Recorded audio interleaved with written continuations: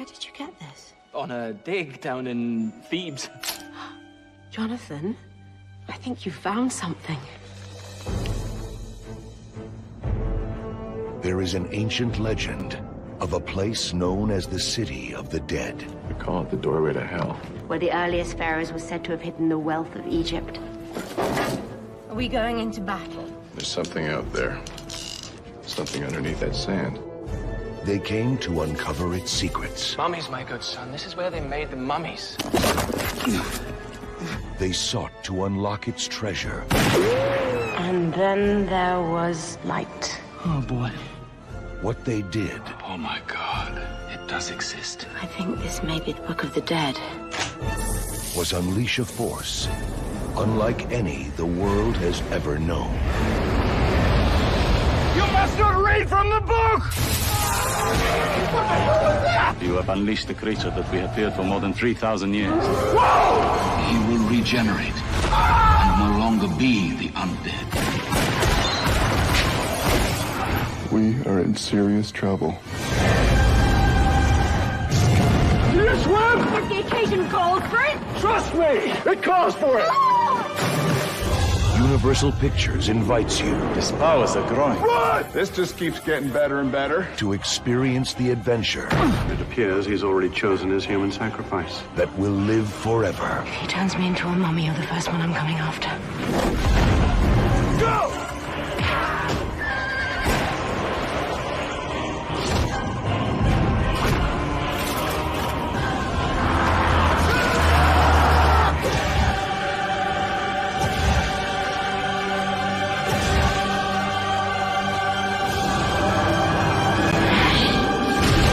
The Mummy.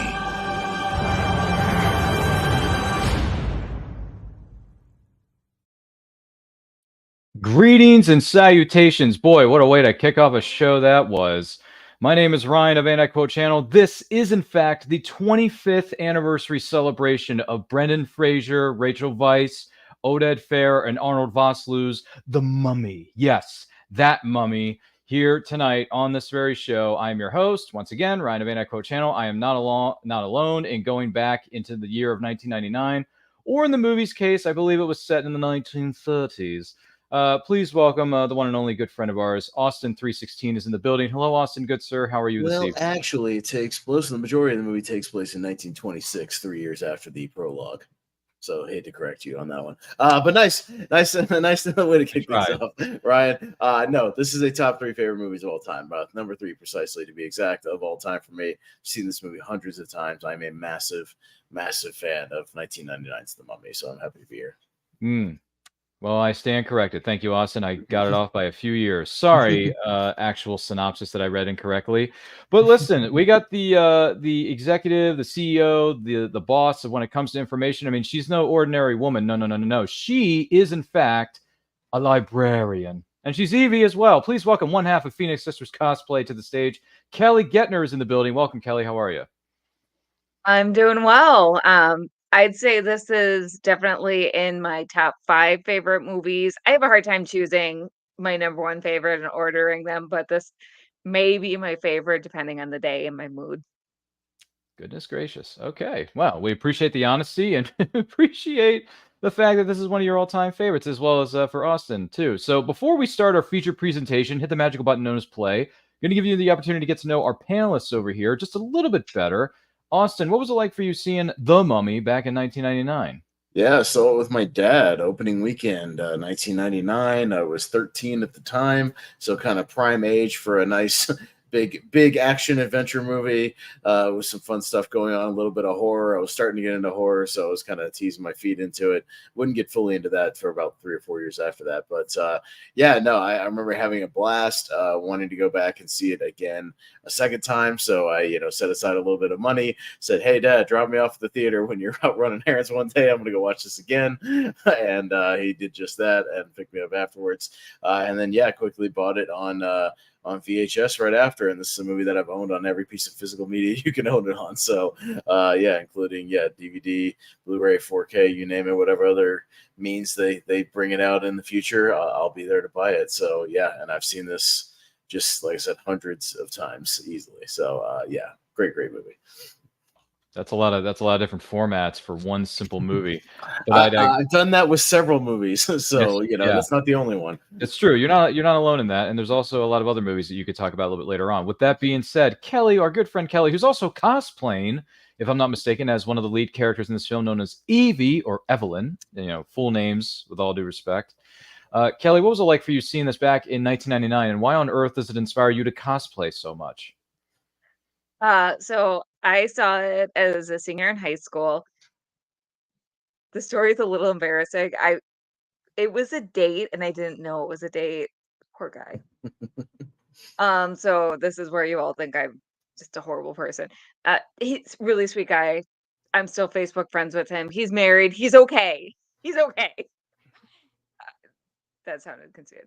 But anyway, so it captured my imagination, but obviously it was an awkward situation. But then years later, I revisited it. Well, and when I saw it, I was like, yes, obviously, Brendan Fraser, one of my crushes back then, because I had a pulse. And Evie is just everything you could want in a heroine. Like, she's allowed to be feminine. She's feisty. She's smart. Unlike some of the strong female characters nowadays, she's allowed to have flaws. So she doesn't have to be big, strong, and tough and bulletproof, but she does fight. She is brave. She's got moxie. She's a really fun character. She also has major flaws because, she's kind of responsible for the whole awakening the mummy thing. She's a little too eager sometimes, which is her flaw. So, she's a little too eager to learn and putting, sometimes doing things and asking questions later. But hey, you know what? But again, she's a perfect complement to Rick in this movie. They complement each other perfectly. No, I agree with you. I think she's one of the great female heroic characters in adventure. Curiosity not only killed the cat, it started the Great Plagues of Egypt and almost brought about the apocalypse twice. There you go. Nice segue. Boy, that's a nice happy-go-lucky story. But with that, I'm just kidding. We love you guys. So thank you for sharing that with us. We really appreciate it to the both of you. For me, I didn't see this movie. I may or may not have seen it way back when in 1999 when it originally came out. I think I saw it a little bit after the fact, maybe in 2000, somewhere around there. Before The Mummy Returns came out, because that was when I was watching the sport of pro wrestling. And Dwayne The Rock Johnson just happened to be a big name, still is. And he was starring in the sequel as the Scorpion King, and then he got his own spin-off movie of the same name, The Scorpion King, just to be perfectly clear. And that's what introduced me to this whole, it's not really a cinematic universe, but it's kind of a, storyline that, crosses along one or two movies. So I watched it. I realized this is pretty cool. Brendan Fraser's cool. I didn't really know much about him. I was introduced to a lot of different actors and people in this by watching this very film. And I enjoyed it, and I didn't, I was like, all right, this is cool. Mummy Returns is cool, but I didn't really give it too much thought. And then I revisited it years later, as some of us movie fans tend to do. And I thought, you know what? This is actually a lot of fun. This is actually more fun than I thought it was. This is a really fun movie. There's a lot of different elements to it. There's a lot of different genres that are mashed together. And it just seems to work, right? Just seems to work. And Brendan Fraser is having the time of his life right now, winning Oscars, signing autographs, going to conventions. Brendan, hope you come up here in the Northeast. We'd love to see you. Kelly would very much like to see you. Maybe propose to you. I don't know. Maybe she'll get married. I have no idea. Crazier things have happened at conventions. Crazier things have happened in Hollywood. So who knows? Who knows? Man, right? I'm straight, and I probably proposed to Brendan Fraser from this exactly. movie. Yeah. On, look, maybe so say we all. Hey, this is a look. I'm a straight man, but this is a hunk-tastic movie, and we'll point it out as we go. But boy, there's some juicy hunks in this movie all throughout the whole thing. So on both sides. So yeah, no. Go ahead. I'm stirring up in my masculinity. It's fine. Yeah. All my bi friends are like, "This was my bisexual awakening." So I saw a reaction, a movie reaction online while I was going through there when one girl said that this movie between what's her name who plays Knocks on the Moon at the beginning, and then Evie, Patricia and then Brendan Fraser, and then Oded Fair. It's like it's a mishmash of like I don't know what to do in this situation. Oh my goodness gracious! So I understand. stunningly hot cast. Yes, it is. Stunningly hot. Yes, I think it it's is. fair All to say. genders. I think, yeah, I was going to say, I think it's fair to say. Everybody. With all due Yes. respect to everybody who's involved in this movie, both in front of the camera and behind the camera. Well done, folks. We'll talk more about that as we go along. So, with all the Hollywood crushes being revealed here in the first few minutes of this show, let's begin with our feature presentation here at the 2 or 3 second mark as the Universal Pictures logo is about to appear with the globe and all that kind of jazz. And if you want to watch this movie along with us on physical media or streaming service, please feel free to do so. Share your memories about this movie, some of the other movies in the Mummy franchise, if you want to call it that, or maybe the animated series. I don't know. There's tons of things that evolve around mummies and original iterations with Boris Karloff. We're looking at you, Hollywood legend. And other Universal monster movies, because this is a Universal monster movie. So if you want to talk about that, let us know in those comments. Let us know in the chat. If you're watching this live on a replay, we thank you so much for being here. And do me a favor. You must not read from the book. That's all I'm going to say. You must not read from the book. But in that case, we're going to start our feature presentation, I should say, in 3, 2, 1, hit play. Here we go. I don't know. I mean, how much harm really came? Yeah, no harm ever came from reading a book. I mean, exactly. There's no harm that ever came from reading a book, right, Kelly? I mean, you've written 2 New York Times best-selling books. So I don't know if anyone knew this about Kelly, but she has written some things, and she's done quite well for herself. Isn't that true? Yes, they're not New York Times bestsellers yet, but they will be. You all can help me get there. They're under the pen name Kelly Edwards. They're superhero romances, and the biggest point of sale for the first one is that it is a redemption arc. So if you like to see supervillains kind of get their redemption arc, that is the book for you. Basically, the main character starts out as a supervillain who was raised by a shady society who made her do bad things, and then she decides, maybe that's not what she wants to do in her life. And about that time that she's making those decisions, she meets a guy who's on the right side of the law, and things get a little complicated from there. That sounds intriguing. You should check out her books. You know what else is intriguing? Oded Fehr's narration voice. Yes. Damn, son, does he have a great voice for narration? He should narrate. Maybe Kelly's next book. He should be the audio. Get him to do the audiobook. Can we get him to do that, Kelly? Can you make that? We can make it happen. Yeah. Right? I think we should. We should. Yeah. I mean, I'm quite fond of my audiobook narrators. We're still working on getting it all formatted so we can release it to the public. But my audiobook narrators are top notch. However, Oded Fehr would be aces. So yes, take him. Oded, if you're out there, yes, I'm hiring. He has appeared at a few conventions that a friend of mine has been at, so it is possible we can see him one day. Yeah.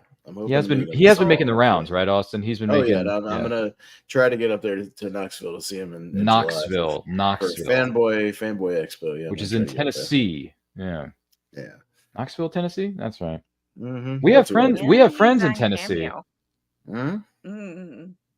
We do. Yeah, we do have friends in Tennessee. We have friends in high places, don't we, Kelly? That's right. Yes, we do. I'm not sure Tennessee counts as high places. No. Well, I'm just saying the friends we have are. Her friends are incredible, though. That's a nice pose with her rubbing the statue there. That's a good pose. Does anyone notice that? Yes. About a Naxonomoon? I hope I'm pronouncing that right. Nobody pronounces it right. That's a joke. But I mean, this is a good-looking couple though. Between Arnold Vosloo and Patricia Velasquez, my goodness, that's a power. That's a power couple right there. I would venture to agree. A couple of tens, you know what I mean? So yeah, we're starting out, and he's got that open robe on, and he's just like doing his thing. He got jacked, looking strong. Not to mention that the pharaoh is the age of her dad, so I don't blame her for looking elsewhere. Hello. Yeah. Yeah, I forgot about that. Yeah. Thank you for informing me of that, because I totally forgot. Yeah, she says, my body will no longer be his temple. Yeah. Which is coming up here shortly. That is a good line. That's a good line. Where she's like, no, I would rather kill myself than... Yeah, I'd rather be dead. I not be how. Yeah. My body is no longer his temple, she says, and then she just takes the knife and it's the hardcore. Yeah. Look at Imhotep. Imhotep couldn't even look, man. He had to turn away the whole time. Yeah. Imhotep and his priests broke into the crypt and stole her body. It's got that good narration. I mean, he's really relying on this working, though. I'll say that. Like, what if he got there and this didn't work? Yeah, so is she. Yeah, they're really relying on this ceremony going into plan, and the fact that he would even get past the part where he had to break into the morgue or whatever and grab her body. Which wouldn't have been easy, I'm sure. Like a Book of the Dead from its holy resting place. By the way, I will say, and we're going to mention this a lot during the course of this film, but I will say something I've noticed that I've gone back and I've revisited this movie is, and this is something that goes along with a lot of different films, right? Because different films, different genres, all that stuff. The costumes are so good in this movie. They get the most out of these Hamunaptra sets, by the way, because we use them multiple times. So they're like, we're gonna make this thing, we're gonna do it hardcore, we're gonna get it detailed, and we're gonna use it like in three different, basically, acts of this movie. Yeah, we're gonna have it in the first act, second act, and go back to it for the third act. So yeah, they got the most out of it. Because they actually spent their budget building the set. You know what? I applaud them. Yeah, if you're gonna build it, get the most out of it, because I appreciate a good practical set. I like practical sets. Yeah. By the way, James Leal is here. He says, "Hello, friends. Good to see you." Good to see. Are you familiar with this individual? I love James. He's one of my cosplay friends. Hey. I hope you don't mind I share this to my Phoenix Sisters page, because please do. Do that now. No, please do. Go right ahead. Stream this to as many social media platforms as you want. The more the merrier, we say. This does not look good. We wouldn't mind. No. I don't think I want to be mummified alive. This does not look fun. Just be happy you didn't get the treatment known as the hum die. The hum die, the worst of all. He was content to do the hum die. That is horrifying. Who wants that? No. I don't want to be eaten alive by those terrifying bugs. Oh, and if you look at Arnold Vosloo's eyes, he was really being wrapped here, so he's genuinely kind of terrified during the shot. I mean, look at him. So so what you're saying is this is all practical. It was all practical, but because they only did it once, but they were like, we're gonna do it for real, basically for about 20 seconds, and you're gonna be covered, and then we'll let you out, obviously. But yeah, he's looking like pretty claustrophobic here. You know what I mean? Yeah, and there are the bugs. Or the scarabs they poured out real too. Yeah. I hope all not. Digital. I was gonna say that had to be digital, brother. No, that's all digital. It looks digital. Yeah, it looks very digital. Because some of the 1999 effects were not up to stuff yet. We're dealing with films like Mummy, Phantom Menace, The Matrix. But there's a lot of practical stuff in this movie too that I think they put a nice mix of both practical and CGI in this movie, especially near the end when you get to all the stuff where they're fighting the priests and the guards and everything. At the end, there's a nice mix where some of the shots they're kind of bouncing around as digital, but a lot of the close-up fighting is guys in suits, like a lot of stunt guys in suits. So I appreciate that. The Mummy. There's the title card right there. Yep. Beautiful. And now we're going to fast forward thousands and thousands and thousands of years to 1923, and then we'll have a 3 years later card. James Leal goes on to say, I'm imagining they used props that made the same sound as those bugs. Ooh. Yeah, that would make sense. That might be. Is that true or not? Those little, whatever probably Foley artists use for that like ticking or whatever it is whenever they come anywhere. Tick, tick, tick, tick, tick, tick, tick. The little bug ticking, whatever it is. That's a good point. And it's one of the best spots of the Mummy ride as well. At Universal that I've been on dozens and dozens of times, Revenge of the Mummy. When you get stopped in this corner and all the scarab beetles pop out of the walls, that's a lot of fun. James says it adds to the. Oh my goodness gracious! Look at that handsome man! Look at that long hair and that goatee. Oded Fair. Good Lord Almighty! Listen. I will say this. There was about a 3-year period where Oded Fair, from like 99 to 2002, may have been the most gorgeous man on the planet. Like maybe. Like there's an argument to be made. I'm just saying. Now, where it all went wrong was when he took off all that hair for the Resident Evil movies. That's where it all went wrong. You shaved that hair and you got nothing left. So you know what? You should have kept the locks, man. The locks was the key. That was the key. Is that luscious black hair. All the locks were gone, even during his appearances on one of my favorite TV series of all time, Covert Affairs, with my girl Piper Perabo. Now he looked a little bit like he does in this movie when he was on Once Upon a Time as Jafar. He got that's about the closest he got. That's about the closest he got to getting back to looking at. But right now on Star Trek Discovery, he's got just like kind of short silvery hair and he's in Star Trek. Beard. He's on Star Trek Discovery. He's I like had no idea. Yeah. But he's like in sober fox mode now, so it's a different kind of handsome, like got that older handsome thing going on, So and then Kelly's thinking, when is Odette Fair gonna knock on my door? Darn it. Yeah. James Leal says he was also the male gigolo. I know, yeah. That's what I'm saying. Between the two mummies and the Deuce Bigelow movie. Did you? But Deuce Bigelow, he's funny in it. He's very funny in it. And a little bit he's in it. He's shirtless in that one, so he goes even further than this movie. And it's limited screen time. He's shredded. Yeah, they keep it simple. But yeah, he's doing push-ups and pull-ups in that movie. And yeah, no, that's what I mean. That's still in that chunk, though, where he was. Sorry, Kelly. Didn't mean to bring up bad memories of a certain movie for you, but he is in it, though. But like, look at all these people in this scene, man. Look at all these extras. There's like hundreds of people in this scene running around on these horses. That was a good throw of the sword, by the way, to that guy's back. You see that? That was nuts. Yeah, Rick O'Connell's trying to take on everyone himself with his gun. He's doing a good job of it. And not just his one gun. He's got like 4 of them, doesn't he? Yeah. He's got like 5. How many does he have stashed on his person? He pulls out his Shyamalan 1887s, and then he pulls out his Colt 1911s. So he's got a good set of guns there.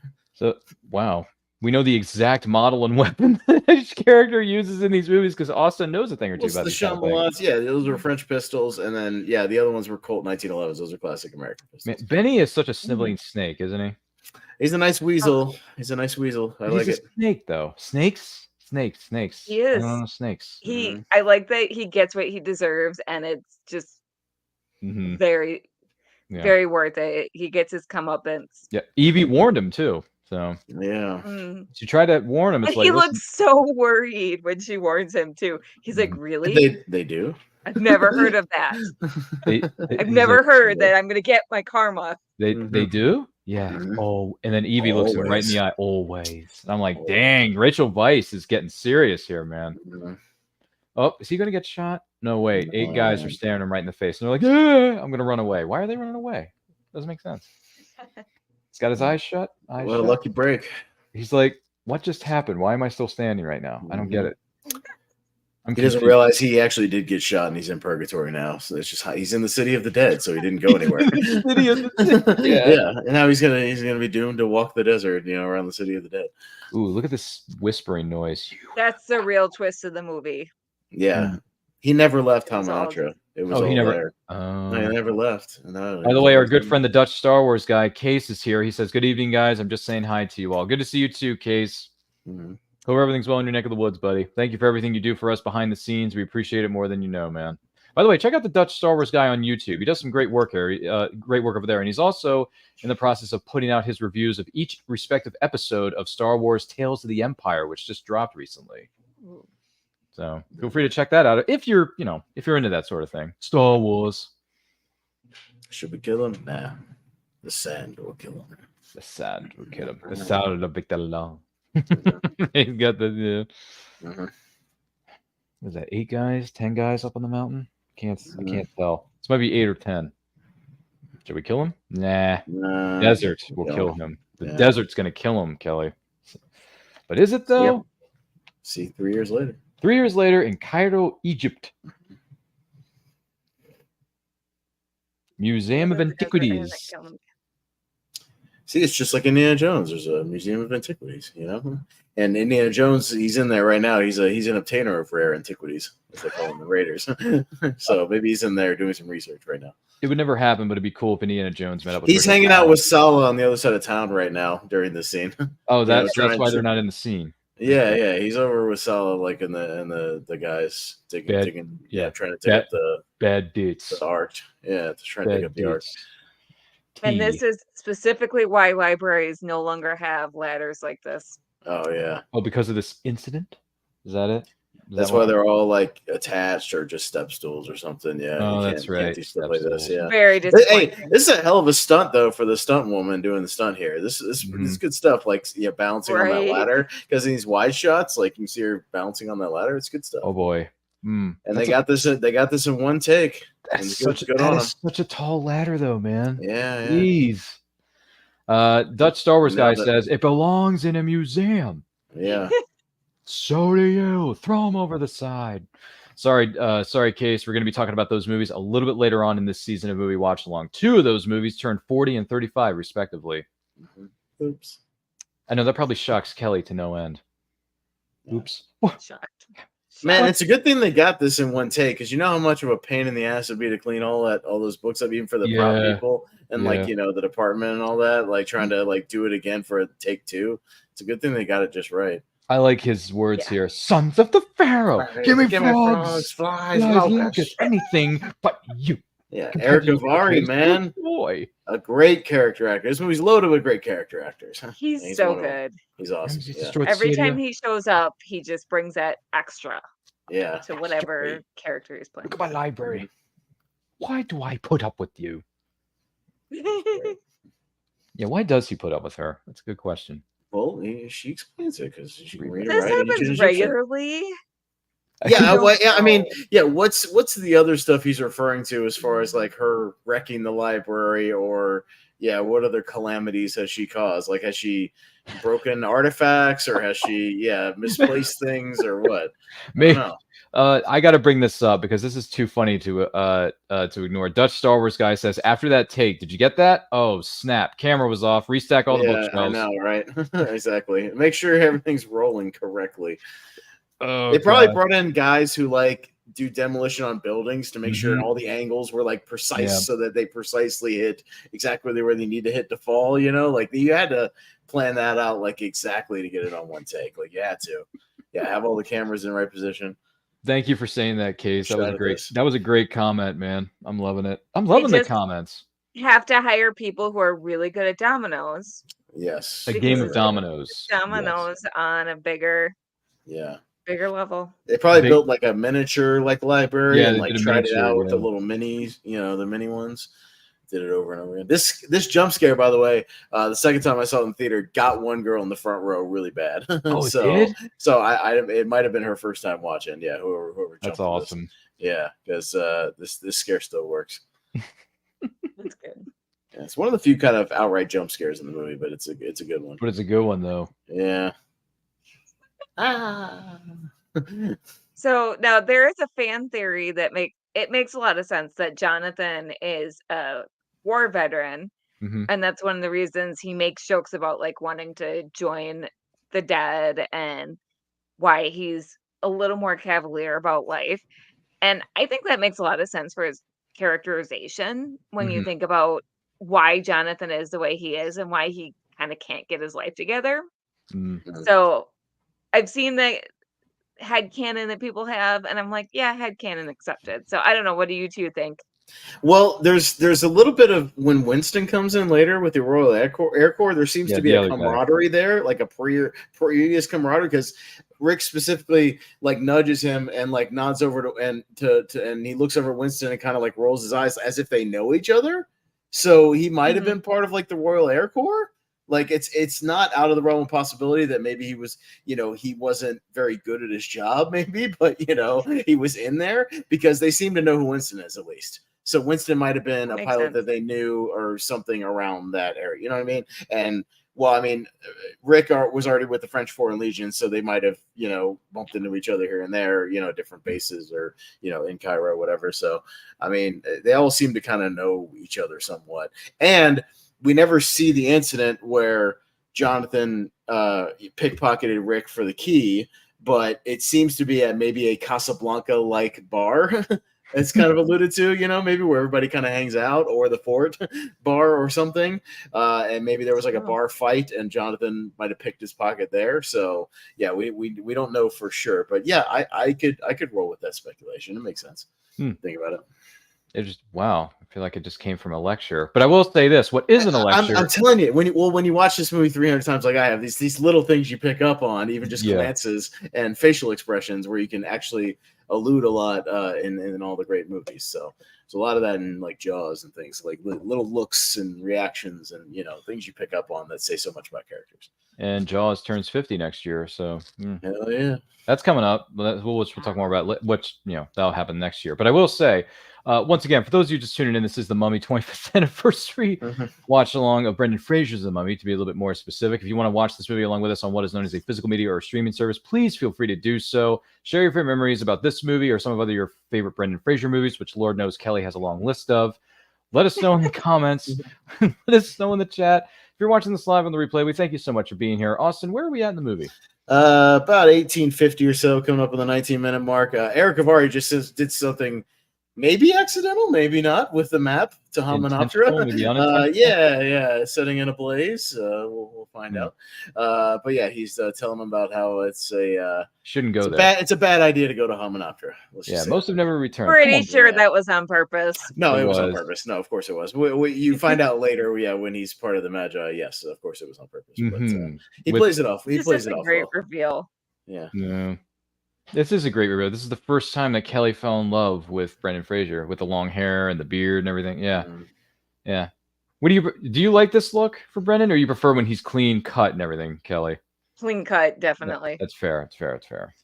By the way, the warden, Omid Jolly, I think is his name. Yeah. He's a stand-up comic, by the way. No kidding. No wonder he was so funny in this. You can look up on YouTube. If you look him up, he's got a ton of stand-up on YouTube, and he's very popular in Europe. So you can check it. He's very, very funny. So Who are you? So he's got the energy of a stand-up. So it makes sense. But he's very energetic, and that's what makes this movie great, though. Even these little characters, the warden, even the guy who's hanging Brennan, they're all memorable little side characters that all have their moments.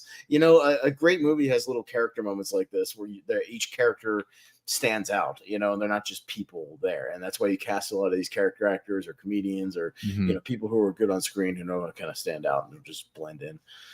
But he's great. No, you came to ask me about Hamunaptra. Yeah. How do you know the box pertains to Hamunaptra? Because that's where I was there when I found it. I was there. I was there. How do we know? That's not a load of pig swallow. Do I know you? No. I guess I just got one of those faces.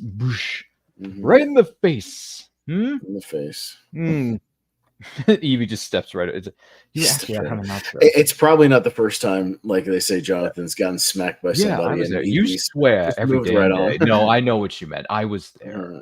Right, Kelly? I swear, right? Every damn day. It's like, every damn day. I don't know. Maybe or maybe not. Yeah, can you tell me the exact location? You want to know where it is? You really want to know? Wait, come closer. Get me the hell out of here. Kelly wishes she was there filming this when they were filming this. Is that all you're going to do tonight? Is just say, Kelly, you wish you were there? No. I'm not going to throw Kelly completely under the bus because I think I've done it enough already. I do the same thing. Don't just put it on her. I wish I was on this set watching this movie get made. No, it's fair. It's awesome. Just, anytime Brendan Fraser comes up, I'm thinking, that's Kelly's crush. Madam, I would pay just $100 just to see him hang. See, even the little details that the warden has, like a nasty unibrow. Like there's little details just with the character. Let's just loosen the knot and let me go. I know. Yeah, come on. Supposed to let him go. Again, even just the little interactions between those two, there's a story there. I don't know. There's a camaraderie there. There's something going on. They've had interactions like this before. Yeah. Like he's ready to let everybody go that's about to be hanged. And that's where Brendan Fraser, and this is where Brendan Fraser almost died for real. Oh, really? Oh, that's right. I remember. You're seeing some of these shots where he's hanging, it's really him, and there was a malfunction with the rig, and he was legitimately hanging for a little while and passed out. They had to revive him on set. Yeah, he's told that story. I did not know that. Yeah, there was some things went wrong here for sure. It looks great on camera, but it was because it was scary for real. So yeah, he almost died here. We almost did not have this movie or Brendan Fraser with us right now. Jeez. So yeah. Not okay. I didn't know how serious this was. Yeah, it's very, very serious. Yeah, he's talked about that in interviews and stuff. Yeah, it was very, very scary. 40, 20, 40, 25, 30, 20, 25. Deal. Nah, cut them down. Movie making can be a dangerous business, and there's a reason why they have to have people on set who are ensuring things are safe. Yeah, For sure. and stunt guys aren't bad to have around either, or stunt women, just important as anyone else. But by the way, they also have to have people ensuring that they're safe because Mm-hmm. stunt people die in the Mhm. line of work, Mhm. and they shouldn't have to, in my opinion. a pussy. I think But it's that's a filthy, whole other rude, conversation. rude, Way too and serious for this. scoundrel. Mhm. Like one. Yeah, he was supposed to be on like a thing around the neck, but like the back harness rig that was supposed to be like holding him Yeah, up yeah. too, like malfunctioned. So Ugh. he was actually hanging there before anybody realized that something was wrong until he legitimately passed out, and they realized that he was actually out, and they had to get him down real quick and revive That him. is so bad. Yeah, it was scary stuff. Yeah. By the way, that reminds me. No hard feelings about the. Oh no! Happens all the time. Yeah.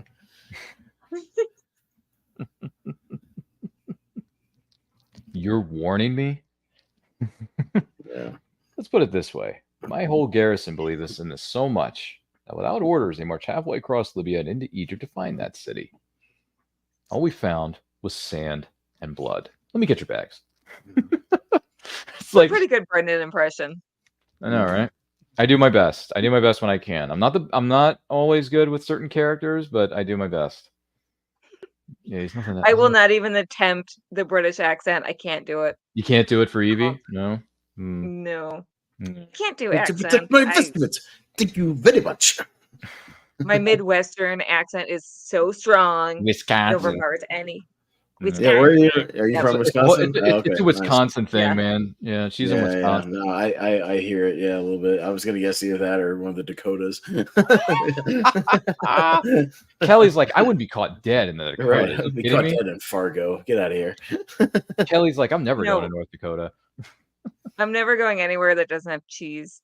Cheese, because Wisconsin's pretty famous for their cheese, right?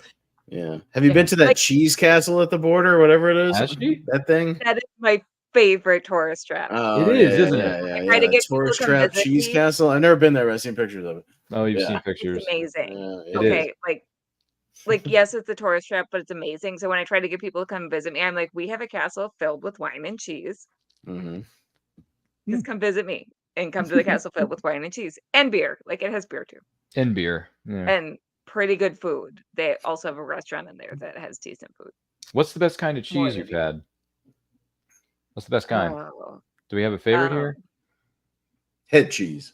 No. it's like choosing a favorite child. Okay, all right, then don't do it then. You don't have to answer the I question. think It's not Limburger. It's not, no.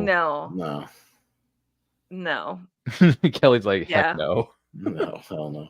By the way, we just met our hunky Americans as well. We added, threefold Yes. group of hunks And- to the movie and the with our cowboys. So And- just wanted and to, the wages just wanted to are point that pretty out. good, too. The hunk quotient just went up times Mhm. 3. So which and well, actually, I'll say times 2. The one, Mr. Daniels, is not quite as hunky as the other two. Yeah. Oh, goodness per- gracious. AKA our future cannon fodder because we need to have a team you gotta that have can some die extra off guys first. in there. Is it called Yeah, cannon yeah. fodder? By the way, James Leal says the place we were talking about earlier is always a good pit stop on your way to or out of Ren Fair, Yes. which I You can't make a day comment of on. I've never been to a Ren Fair ever.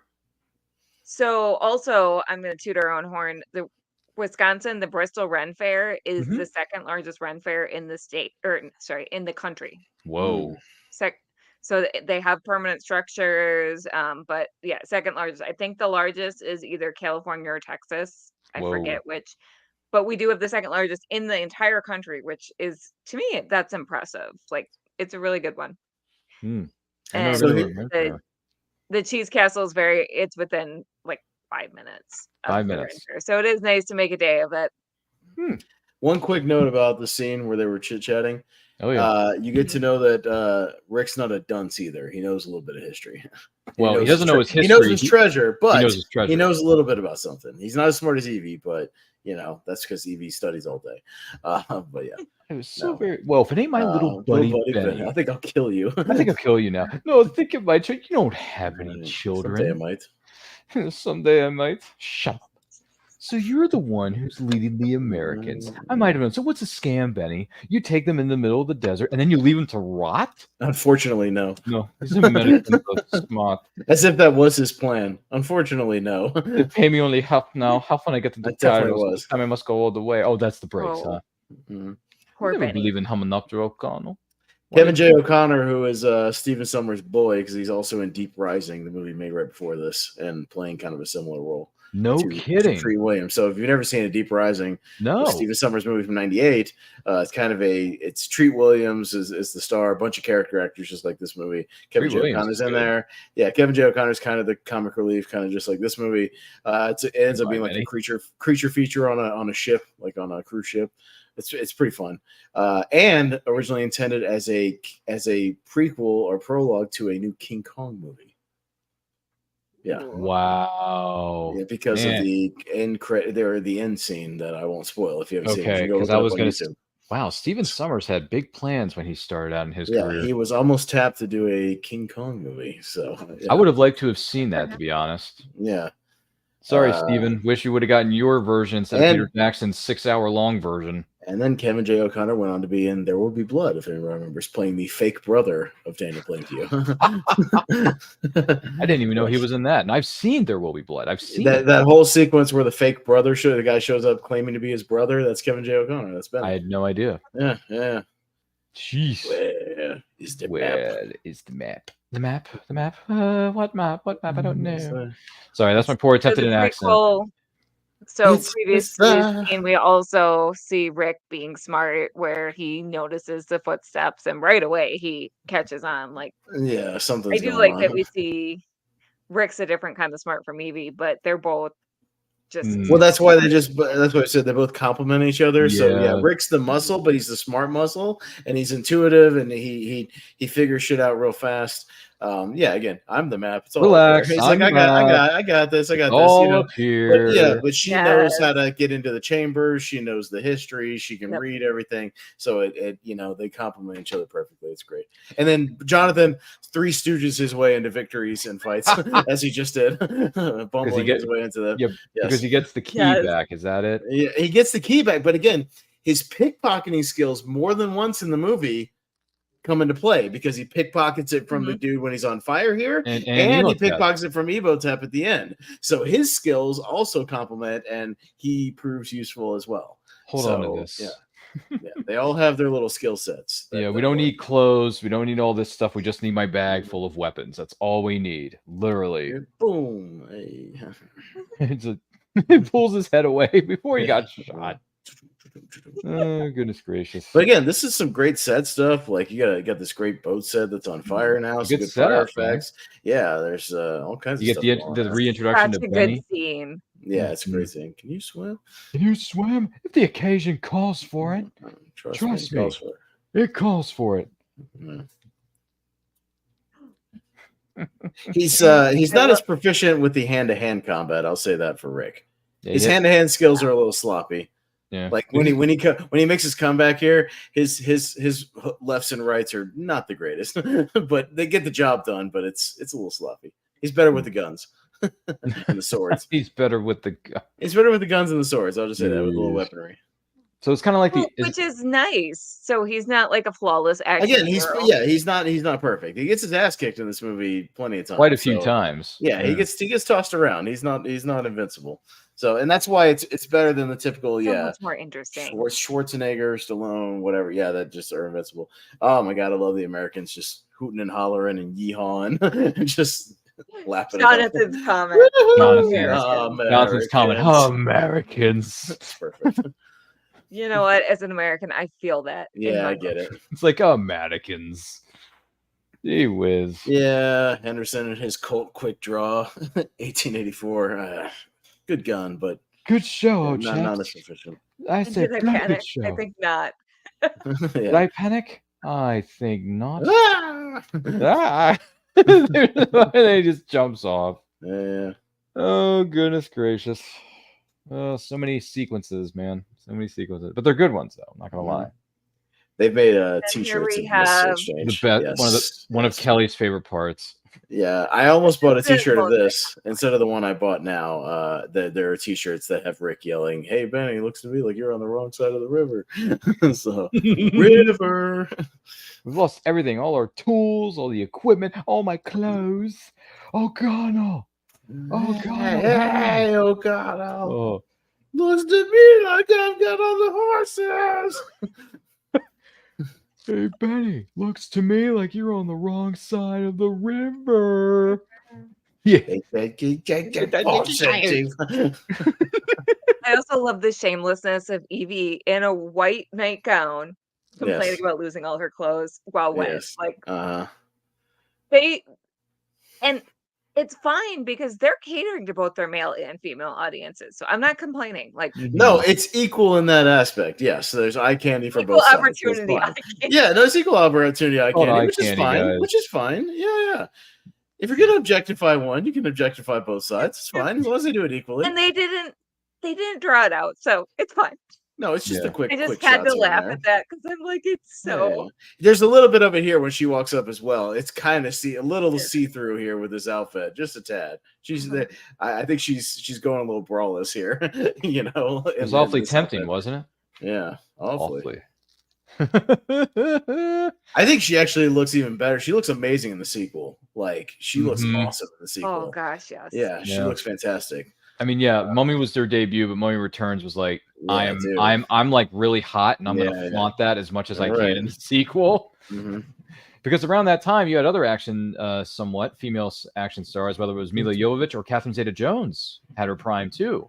So, which by the way, her movie Also- Entrapment turns 25 next weekend, and we're going to be celebrating that. So, Entrapment turns 25 , Kelly. True story. Also, by the time the sequel comes along, the Mummy Returns version of Evie is a more 2001. confident Evie, and confidence is sexy. Oh yeah. So she's Yeah, it's a projecting different that type. confidence. Mhm. She doesn't have the same confidence here. She is a little bit more. By the way, quick shout out to the great Jerry Goldsmith. Jerry Goldsmith. Speaking of Star Trek, as I spoke of earlier, the guy who did all the main Star Trek Trek themes, and movies. But yeah, the great Jerry Goldsmith with some awesome scoring in this movie. This is the very Lawrence of Arabia type portion of the score. You get the actions, the score, a little bit of the horror stuff later with like the Sandwall. It's all good. I love the score. The score's great. Well done, Jerry Goldsmith. Well done. Yeah. Hats off to you, sir. You are one of the Yes. greats. Another You're one of the Jerry greats. Goldsmith's, not only this film that he composed the music for, Star Trek 3, The Search for Spock, turns 40 this year, and we're going to be celebrating that too. So Jerry Goldsmith is going to be getting a lot of promotion on the Anti-Quote channel, and for good reason too. Yeah, he's a very talented gentleman. Yeah, he's one of the best, right? I mean, Jerry See, Goldsmith. but the Magi are on him, man. How does he see him from all the way over here and know it's the same guy, though? How do you see that and like from that far away, that mountaintop, and go, this one again? That's a good question. How are they able to notice who it is? Yeah, or even remember him from 3 years ago? I guess Camelback, maybe. I don't remember him. Maybe. I don't know. It's so strange how that's able to work. Everyone's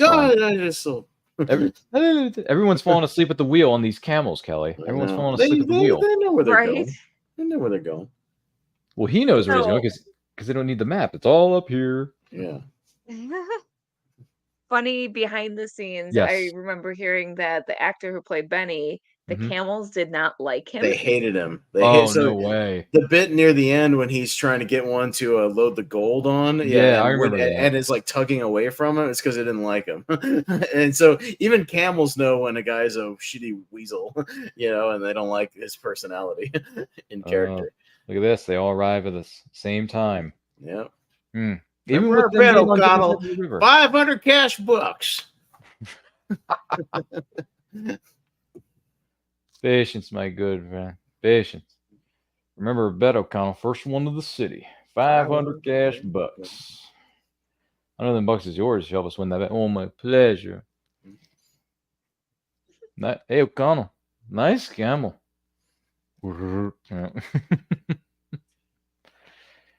Get ready for it. For what? We're about to be shown the way. Great visual effect here. I like this visual effect. I gotta say. Yeah. It's like a hologram in Star Trek. It's a hologram in Star Trek. It's like revealing the holodeck.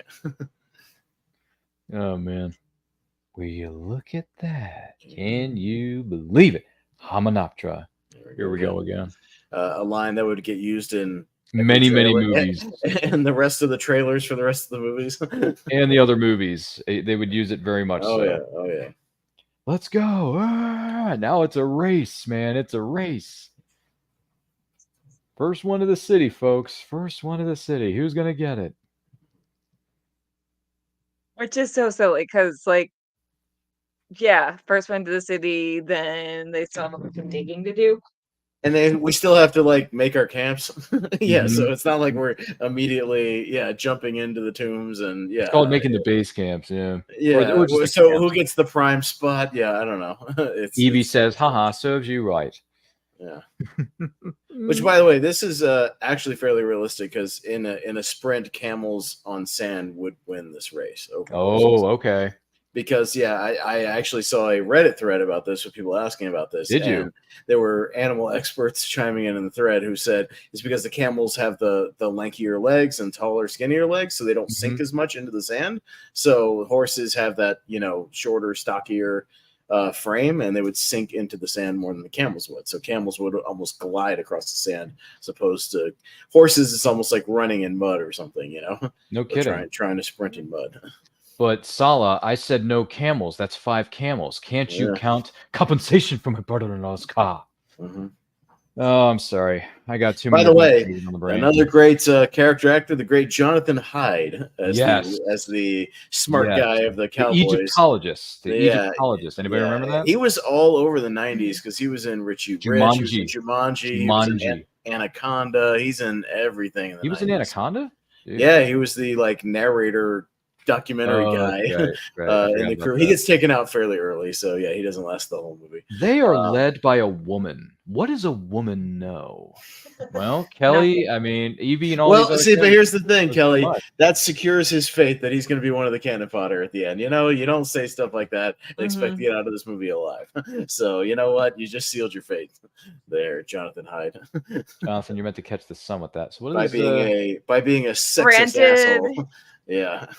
Let's be real. The woman obviously doesn't know enough to keep the book shut and not waken the mummy. Yeah. By the way, I love Evie. She's my favorite.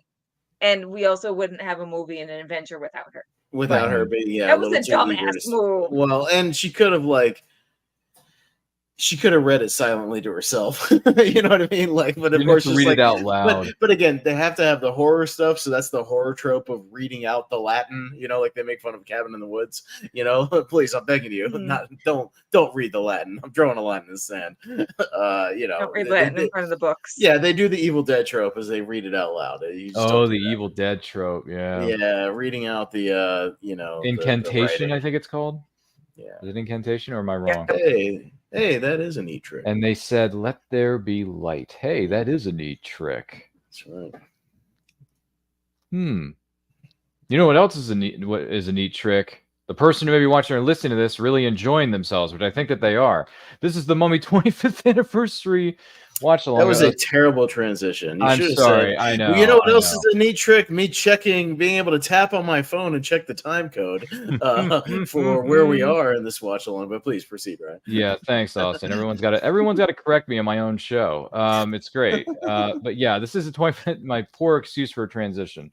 There's a Mummy 25th anniversary watch-along starring the one and only Brendan Fraser, Rachel Weisz, among many other fine character actors here on this presentation. Don't forget to like and share this with everyone you know. If you want to watch the movie along with us on physical media or what is known as a streaming service, please feel free to do so. Cue it up, watch the movie, share your thoughts, your feelings, your comments, favorite things starring mummies, favorite mummy starring films, whether it's the original Boris Karloff iteration, maybe some of the more modern day ones, who knows. And if you're watching this live on a replay, we thank you so much for being here. Austin, check your phone and tell us where we are in the movie. 42-20 or so. Both the teams are about to converge at the base of Anubis and fight over who gets to dig there first. In a very amusing sequence where they all point their guns repeatedly at each other, including Jonathan with his 2-shot Derringer, which is great. His little 2-shot gun, which by the way, you can still buy one of those if you like at your local gun shop, a little 2-shot Derringer like he has. Wow. Those are still for sale to this day. Scarce O'Connell. Likewise. Hey, that's my toolkit. Perhaps I was mistaken. Yeah, it's not your toolkit. It's somebody else's. Have a nice day, gentlemen. But we have a lot of work to be getting along with. This is all dig site. We got here first. Here's our statue, friend. I don't see your name written on it, pal. 4 of you and 15 of me. You're not so great, O'Connell. Yeah, me too. Yeah, me too. I've had worse. Yeah, but it gives him a little nod, like he's almost genuinely serious, like he's been in some kind of situation before. Again, who knows? Who knows what kind of action Jonathan may have seen in the Royal Air Corps or something? Who knows? There are other places to dig. Wink, Remember wink, that, folks. Wink, wink, nudge, nudge. Yeah. There are other places to dig. Yeah. With those Yanks go to sleep. No offense. None taken. We'll dig a way up, right out from under him. Are you sure we can find this secret compartment? Oh, yes. Those beastly Americans haven't beaten us to it. No offense. None taken. Where did our smelly little friend get to? Ooh, this is the first cannon fodder that's going to bite the dust. Yeah. Yep. Yeah. Well, yeah, and I always like... Yes. No, he goes out quick, but yeah. Pretty quick, man. No, I mean, but I like just the performance, so I kind of miss him later in the movie. Just the performance of Amir, like he's just so funny. Like in the movie, he's got a good personality about him. So I miss him after the scene, but he's good while he lasted. Blue gold. Taking his knife, cutting up, taking off a few, I should say, and putting them in his satchel or bag, satchel, whatever you call it. It's a it's a satchel. It's a set. Yeah.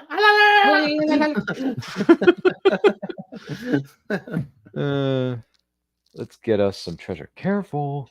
This next line sounds fairly condescending. We should let the diggers open it, huh? Let those commoners open it up. Yeah. Racist and gross. No, I know. It's just like, let's let the day laborers like open it up. Yeah, because they don't like. Who cares about them, right? Yeah, it's literally. But that's again securing his fate for later, so it's fine. He's making sure that we do not feel sad even when you don't feel sad when he's gone, so it's fine. You're like, movies need those characters. It's fine, those despicable characters that is satisfying when they go out. So that's a common horror thing. It's fine. Mm-hmm. All right. Oh, and do you know how they take out your brains? I don't think we need to hear this, Evie. Like, why do we want to hear any? I wouldn't want to hear any of this. Yeah, no, it's gross. Yeah, this is stuff you when shouldn't you're into say. the goth girl who's a little too into death. Mm-hmm. Oh, gee whiz. Oh, well, there is the show that I believe is on the network, right? It's the Ice Cream Queens, so they may know a thing or two about this sort of stuff. Isn't that right? Oh yeah. Oh, by the way, I hope everyone on Ice Cream Queens is doing well. It's been a while since we've heard from them, but I hope everything's going well on their side of the fence. Yeah, so far so good. They're going to be teaming up with Cosplay Cafe. I think they've got it set for July. Oh, so really? We're going to have a crossover. A big long weekend crossover where they're going to be on our show on Friday. We're going to be on their show on Sunday. We're going to be talking about basically toxic convention planners. So we're going to tackle a little bit more serious topic. That's going to be it's a pretty important topic. So yes. I don't want to say it's going to be fun. It'll be fun because we always have fun with them, but the topic itself is not as fun as some of our other topics. And it's toxic conventions is the main basically planners. Toxic convention planners because planners, the people who work behind the scenes. Okay. Yeah. Got it. It's behind the scenes, folk. Okay. We've all had our experiences where we've gone to conventions and the people behind the scenes just not very organized, maybe. Not very organized, or doing considerate, things that are a little, or doing things that are a little shady, or. Well, I've dealt with that in a different perspective. I did professional wrestling and refereeing for many years down in Florida, and we had a couple instances where I had guys who went to wrestling conventions run by shady promoters who then, as soon as everybody got there or the event underperformed, would try to duck out the door and dip out on everybody before the wrestlers, who were contracted to be there were paid, to where, sometimes sheriff's offices were had to get involved. So that's in a different convention aspect, but a similar, type of thing. Yeah. Just shady people. Yeah. Well, Austin, you may want to tune in for this episode then. Yeah, no, for sure. So contribute in the comments section down below. Yeah, maybe so. Yeah, well, there's some stories. Put in some 2 cents there. I'm sure Kelly and the rest of the crew would like to hear it. Appreciate it. And there's so much crossover between Comic-Cons and wrestling fandom. Oh yeah, and cosplay and wrestling fandom too. Cosplay is a big one. So many of my friends who are in the cosplay community also are in the wrestling fandom community or are in semi-professional wrestling. So yeah, I've worked several. We started. There was a convention I was a part of, the first one, and a couple of ones after, called River City Wrestling Con in Jacksonville that I go back to. Oh, no kidding! Every year, so they're doing again this year. They actually had to move to a larger venue, which is never a bad thing. It means they're doing well. But no, the people behind that one are actually good people. So, and they fulfill the promise of paying people, so that's good. But yes, but there have been other shadier ones where it ends up being at some gymnasium or something and doesn't get promoted, and the people run off with the money, so that's no good. That's no good. That's no good. No. Well, that should be a very interesting episode with the crossovers between the Phoenix Sisters cosplay of Cosplay Cafe and the Ice Cream Queens in the month of July of 2024. So definitely follow all of us here on social media, including definitely Phoenix Sisters. Oh man, this looks like trouble. Yeah, this does look like trouble. Doesn't Odette Fair show up for everyone to see again? Oh yeah. Mr. Henderson. Mr. Henderson. Man, they're throwing down here. This is a war zone now. And I believe I remember reading that the costume designer at first wanted Odette Fair to be fully covered up for his costume, and then realized he was too pretty to. It's like, you can't cover up those locks. Come on now, the locks and those eyes and that goatee. You can't cover that up. He's too gorgeous. It was a good call. But I think originally he was going to have like a full kind of like burqa. Because right here he's covered up a little bit when he first comes in, but then pretty quickly, even in the fight with Rick, like it comes off like very, very quickly. It's like nope, as you'll see. Nope. Hi. Well, because they do the tackle here, and then his face is right there. You go. See, there it is again. There's his face. You can't cover that up. Come on, he's not just some random stunt dude. This is one of those gorgeous men in America right here going on right now. You know what I mean? So, Rick O'Connell says, "I see your sword, but here's a stick of dynamite." Equal opportunity. Equal opportunity eye candy for all. See, because you had to be like, even the guys on the set who were as straight as an arrow were probably like, "Damn, I don't know, Steven, you might have to. We got to show this guy off a little bit more. You know what I mean? We're gonna get these ladies in this movie. You know what I'm saying? And exploit this gentleman's handsomeness. We have to." Yeah, so if you can come out of this watching this movie still feeling straight, you were always meant to be straight. Oh my gosh, so many different things are being explored on this show. I gotta tell you. I'm just saying, if I had to, Odette Fair, I'm just saying. That's all. Or Brendan. Or Rick, or Rick. Yeah, Austin's looking at. Austin's I might be willing to turn the corner here. Who knows? I'm just saying. I might not say no. Let's just these treasures. I mean, Rachel for me, or Patricia. Hello. Yeah. No, I mean Patricia in that outfit at the beginning, or Rachel. I mean, Patricia looked pretty darn good, man. Yeah, she looks good in the sequel too. Yeah, because they give her a big role in the sequel. Yeah, she shows up in the sequel. No, she has a lot more screen time in the sequel. So yeah. Well done. Yeah. And let's oh god. This is one of the best written lines I think ever in a second when she does the backwards line. It's so great. I love it so much. It's so funny. I even saw shirts with this on the too. Yeah. You're wondering what a place like me is doing in a girl like this. It's one of the great lines ever. A place like me doing in a girl like this. Oh, it's so great. The way she delivers it is perfect. It's perfect. Yeah, something like that. Egypt is in my blood. My father was a very famous explorer. I know I can't do the accent either, Kelly. He loved Egypt so much he married my mother, who was an Egyptian. Yes. Queen Adventurer herself. Hmm. Yeah, I get him. And I think one of the things that makes a movie a cult classic is having quotable lines. And this movie has them. You have to in have the spades. quotable lines. You have to have the character. Again, characters is big for me. And all my top 5 or 10 movies, it's all characters and character chemistry and dynamics. Because in my other 2 favorites, I said this in my number 3, Tremors has amazing characters. It does. And chemistry and whatnot. Aliens the same way, the camaraderie with all the troops and Sigourney Weaver with everybody. Again, characters are a big thing for me. Well developed, great characters that to where when you watch these movies, you want to hang out and be in this world with them. So that's the key. Yeah. You want to be in this world and return to this world and return to their dynamics over and over again. And yeah, this movie's great. I mean, this is great chemistry. Rick's not a perv, she passes out and he doesn't take it, it's just Call me moving Rick. on with our night, like Call me Rick. Yeah. And then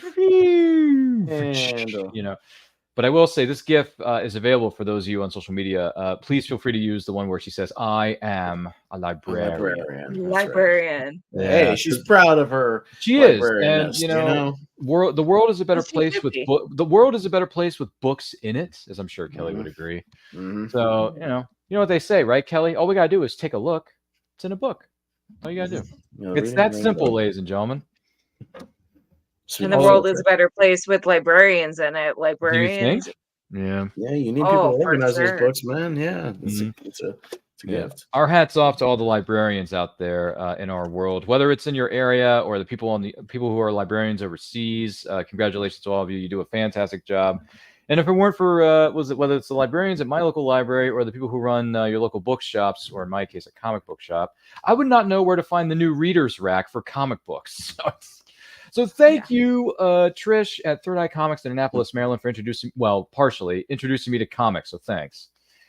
I do. Speaking of appreciate that the Americans, when presented with the curse, their great line of "There's a curse upon us, just curse my ass." Yeah, who cares? Who cares? It's such an American thing. Too. Like, where's curse my ass? Who gives a shit? Yeah, but where's the treasure? That's what he wants to know. Where's the treasure? Yeah. Americans. Americans. Isn't that right, Kelly? Oh, jeez. Too much to say. What are you gonna do? He will kill all who open this chest and assimilate the organs and fluids. And in so doing, he will regenerate. He's a good. He could narrate stuff too. Jonathan Hyden's good. He narrates all of Richie Rich, so that is very true. He's He's Cadbury. He's Cadbury the butler, yes, and he narrates the movie. Yes. It's a variable like. Yeah, which person out of all these great character actors do we get to narrate this movie? I don't know, any of them, and it's all great. I've dreamed about this since I was a little girl. You dream about dead guys? Yeah. You dream about dead guys? She's a freak. I love this about her. No, she's fascinated. Yeah, she's not afraid to get her hands dirty. That's for sure. Isn't that a Star Trek word we often use? I guess isn't that a Star Trek word? Yeah. Right, she's downright giddy. Look at her eyes. They're about to open a freaking, what is it, sarcophagus? Is that the word? 3,000-year-old sarcophagus. She's like, show me the dead guy. Yeah, come on. Let me see him. Like a Jerry Maguire. Show me the money. Show me the mummy. He's still juicy. Yes. Yeah. That's a good line too. Juicy. 3,000 years old. Looks like he's still decomposing. Oh. The scratches on the inside. Oh yeah, anytime you do nail stuff in movies, it's so gross. Creepy, man. There's I was rewatching the which one were you doing? The remake of the Texas Chainsaw Massacre of 2003. Is that Jessica Biel? Yeah, and there's a bit where Leatherface is dragging one of the guys down the stairs, and he does the fingernails, and his fingernails break off while he's trying to like grab the wall. Oh, anytime there's like fingernails still. Yeah. So you basically love seeing those kind of sequences in horror movies. Well, I'm just saying the fingernail thing is it's not a good situation. No, it's not. It's a good thing I clipped mine yesterday, so I don't really have any right now. So in case I get pulled, if I get pulled off camera, at least I'm not going to scratch my fingernails off. Who cares about a book, Ryan? Where the hell's the treasure? Goodness gracious. Book of the Dead. This, gentleman, is treasure. I wouldn't trade you for a brass. Oh, and then they kicked the undercarriage of this thing. Look at that. Yeah. There's secret compartments all over. There's your treasure, gentlemen. That is your treasure. There's even secret compartments in the damn book holder, you know, like everywhere in the crate. Everyone needs it, I guess. I don't know. I think you need a key to open that. Nowadays, says the person who has it. Well, nowadays, if it was some modern thing, they would just bring out the blowtorch and just blowtorch the locks right off the side of it. just crack that book open the hard way. What do you think these babies will fetch us back home? We hear you boys found yourselves a nice gooey mummy. Congratulations. You try that sucker out, you might be able to sell some firewood. See, again, even the cowboys are assholes, but they're fun assholes. Like, you know, again, I would, as much I would just give it right back to them, and I would hang out with them. They're fun. And again, even Benny's been such an asshole even up to this point. He leaves Rick for dead.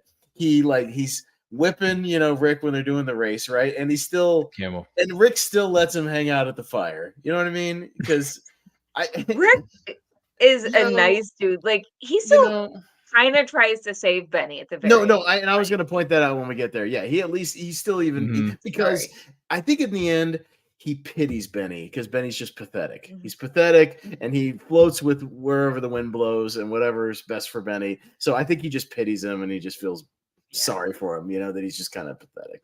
So, you know what? And he knows that, like, Benny can never do anything to him legitimately. He's not a physical threat to him or anything. He's just a Weasley threat, you know, as far as just his schemes.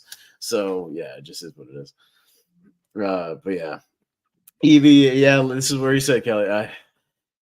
Evie's intelligent, but she gets a little too anxious here. Yeah. Makes a mistake. Yeah. Her curiosity gets the best of her. Yeah, which, you sure know, does. I get it. I mean, but again, she's curious, but couldn't you just read it silently? You know, let Rick sleep and just read it to yourself, you know, not out loud. Maybe you would have stopped all this, but then again, we wouldn't have a movie, of course. But it takes a long time for them to revive the mummy. It takes we're almost an hour. We're like an hour into the movie, and we're just now reviving the mummy, though. That's a long time to trust that you will be engaged with the characters, you know, because in any other movie nowadays, you'd probably revive the mummy 30-35 minutes in. So this is a long time to trust your audience. If not like within the first 2 minutes. Yeah, like, oh, hey, mummy's fled in the city. Yeah. You don't really care if you care about the characters. We're just gonna make the CGI look cool. Yeah, but sorry, I cut you off. You were about to say something else. Good. Oh, I was gonna say it. How much of a curse is it really to curse Imhotep to be immortal and all powerful? Well, yeah, it's like if somebody revives him, we're gonna give him superpowers. That seems like the wrong idea. It shouldn't be like if somebody revives him, he'll be the weakest being on the planet and you'll be able to squash him immediately. Yeah, it's like, we're gonna curse him, but also give him the ability to wipe out the world. Okay. I mean, because they made up the curse, right? Because it's the first time it's ever been used. So they make up the rules for it as well, right? So I feel like you could have written that contract a little bit better. Yeah.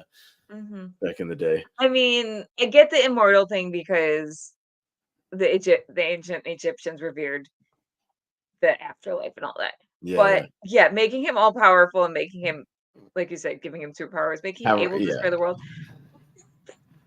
Seems like a bad idea. Yeah. That's I don't know. I can't tell. Those guys died. Yeah. You know what? It's like the Raiders thing, though. He had some real locusts crawling all over him, though. So props to Jonathan Hyde for sitting there with a bunch of bugs crawling all over him. So, you know, there you go. Those are real? Oh, I mean, you saw that close up. They were real. Yeah, they were crawling all over his head right there. Yeah, those are all real locusts. Yeah. It's like Alfred Molina in the beginning of Raiders with all the tarantulas crawling all over him. Those are all real. So, yeah, no, we had some CGI locusts, but again, the nice touch that makes it real is the close up on Jonathan Hyde, and there's legit like locusts crawling all over him. That's what makes it real, the little touches.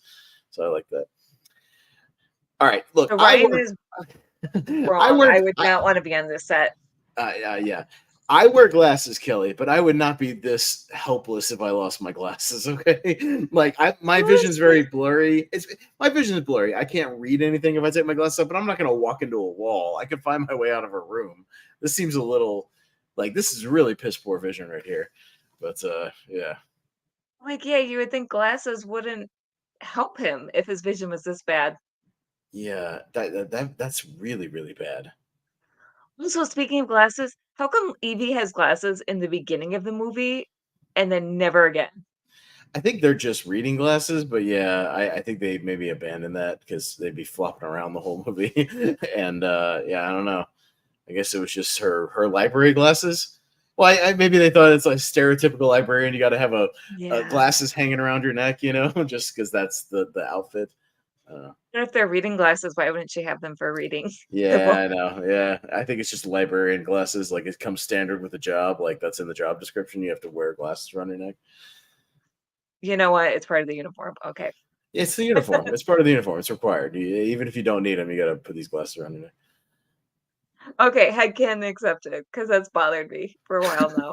I just roll with the librarian aspect that every movie, if you see a librarian, I swear, the Ghostbusters, anything else, you'll see they'll have glasses around their neck. They just do. So I think that's just like more of a Hollywood thing. Well, okay, if you're a librarian, weigh in. Have you been told that you have to wear glasses? you not necessarily wear them. You got to have them on you at least at all times somewhere nearby, just in case for emergencies. It's part of your uniform, just so people believe you're a real librarian. Yeah. Although I've also there's a detail about this when the mummy now has eyes and has Mr. Burns' eyes, that the reason he mistakes her for an Oxyunamun is because Evie might be a little blurry right here to him. Which I liked. That's a little detail. That's a nice little detail though. Because at a quick glance, she's got the darker hair, kind of similar complexion, maybe quick glance. He's kind of straining to look at her here. See, I mean, nice little detail.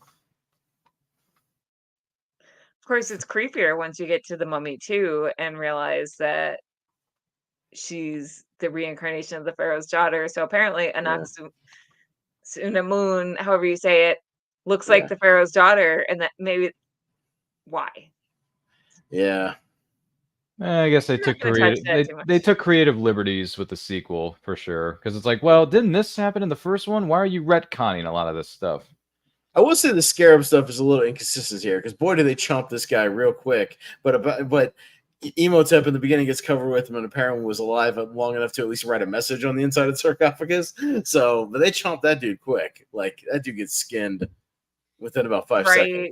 So it's a little inconsistent. I will say that if I had to nitpick. There you are. Come on. What are you doing here? Come on. Let's go. Whoa. Although we get the thing out of the way quick, I would at least say where the other main characters, Jonathan and the other cowboys, see the mummy in this scene. So at least there's no 10 minutes of trying to convince them that there's a mummy running around because they just saw him. So because I hate that in movies where you have to convince the people who are like, I don't believe you, you're full of it, whatever. It's like, no, you just saw him. So we can just get out of the way and everybody's aware. It's all good. Told you to leave or die. You refused. Oh, he may have killed us all. Notice he immediately pulls off the face thing. Nope, pull that thing off, man, and start talking. We have for more than 3,000 years. Relax, I got him. No mortal weapon can kill this creature. He is not of this world. So I was debating in my head if I get Dead Fair to sign something, what line I get him to write on there. I think I'm going to say to Austin, live today, fight tomorrow.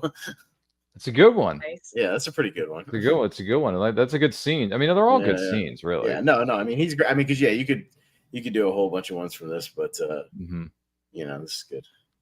This is a very Terminator line. I already told you, I got him. Know this creature is a bringer of death.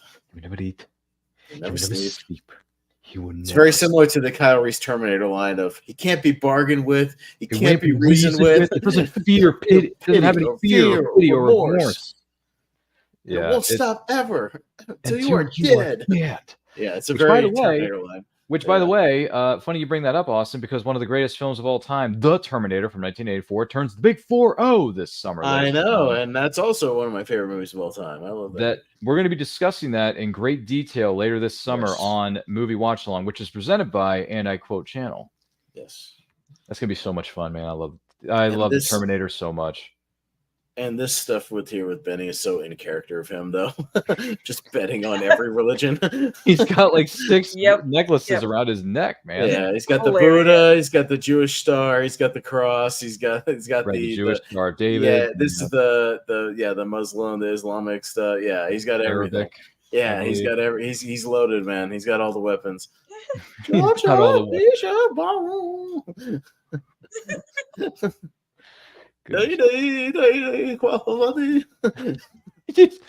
Oh, jeez. Man, clearly you've seen this 300 times. Yeah. He's such a rat. Oh god, yeah, no, he's a total rat. See, he's a different rat than Paul Reiser in Aliens, because Paul Reiser in Aliens is a weasel too, but like he's a corporate weasel. Benny's just like, again, that pathetic, like in it, anything to save himself weasel, over anything else, and do anything to get out alive. It's a different type, but it's fun. Yeah. Where are the other sacred jars? Yeah. This is a good sequence here where he just punches his way out of the sand. Yeah. As they're running out of there. Well, hey, it makes sense. He's got bad eyes. It's hard to navigate those hallways, so why not just go up straight through the floor? Going straight through the floor. Just take the shortcut right out the top door. That's a fair point. Skip the middleman. You got the superpowers. Skip the middleman. Yep. Yeah. Yeah. Back at the fort. I forget the name of the fort though. What was it called? Fort Brigger? What is it? Fort like Brandington or something, or Brandon? yeah, I don't know. Fort Bragdon. Fort Bragdon, yeah. Pretty sure it was Bragdon. It was like it's a B something, yeah. Look at how he keeps packing up everything, and then she's just taking everything out because it's like we're not going anywhere. Why do you think we're running? By the way, he throws all the books in the suitcase. He's just throwing everything in the suitcase. Throwing all the books, the typewriter, the cat. He even tries to shoo the cat off the thing. Yeah. And that's not even her cat, is it? I don't think it is. No, they never explain where the cat comes from. I think it's just like a fort cat.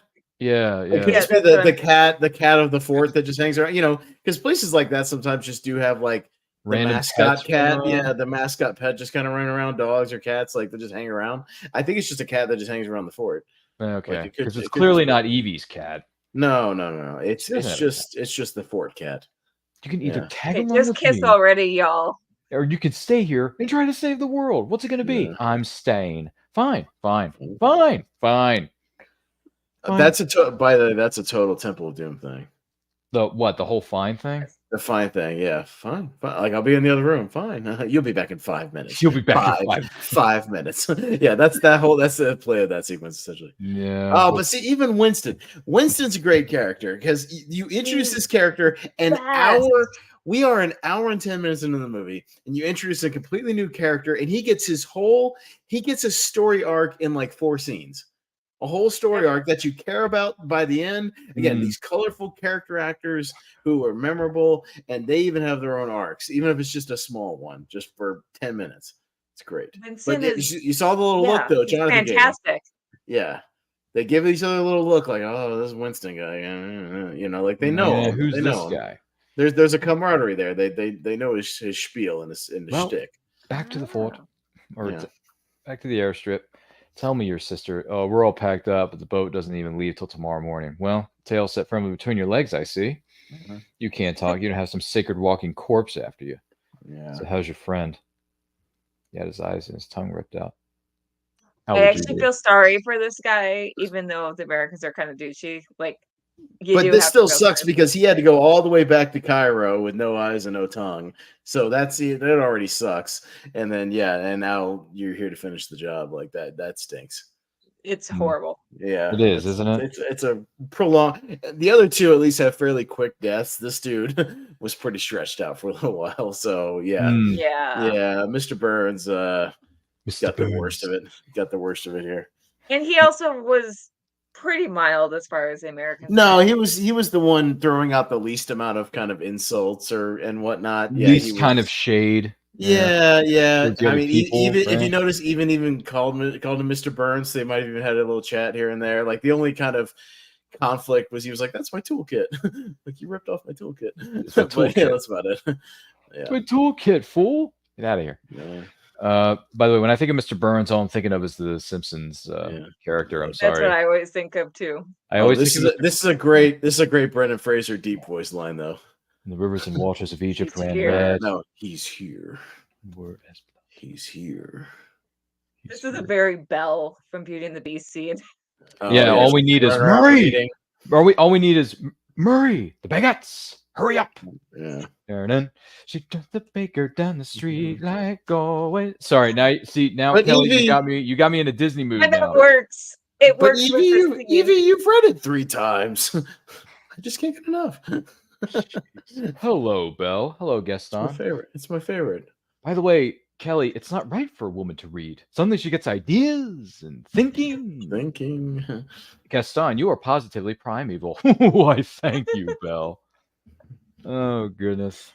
Listen, the Beauty and the Beast watch along is until 2026. All right, I Ryan? know, that's what bugs me. That's what bugs me. Cool your jets. Yeah, but I'm just saying it hurts that we got to wait another know. 2 years for that. Yeah. It just We hurts. are in very serious trouble. There's some good lines here, man. Oh, every line's great. Yeah.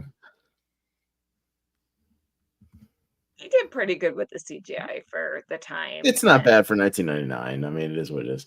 We are in serious trouble. And the way they meld it with the practical effects, honestly, I prefer it so much to having everything be CGI nowadays. I hate that. Yeah. Because at least they try to get him regenerated fairly quickly so that they can do some more Arnold Vosloo with like the bits of CGI on him, so it's still him basically there with a little bit as he's regenerating. I mean, I like the concept. Mm-hmm.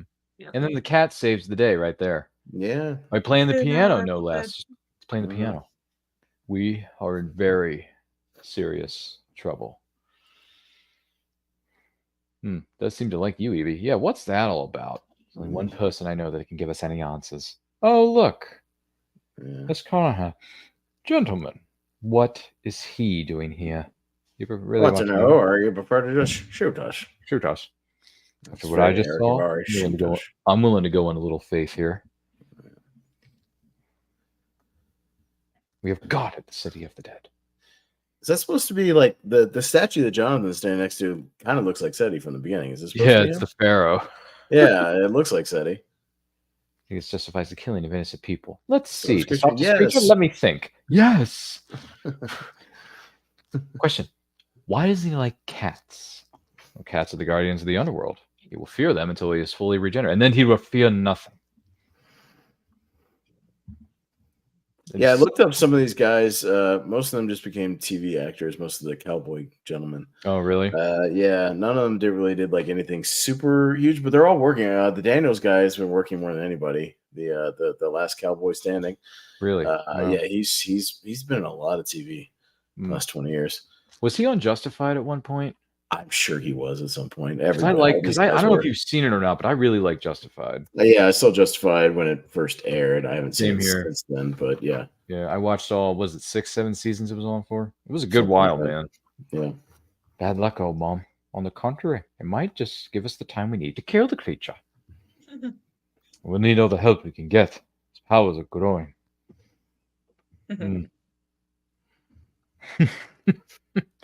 Just out of curiosity, as we're talking about these scenes that are going on here within this movie, has anyone recreated some of these scenes at Comic-Cons that you've come across, Kelly?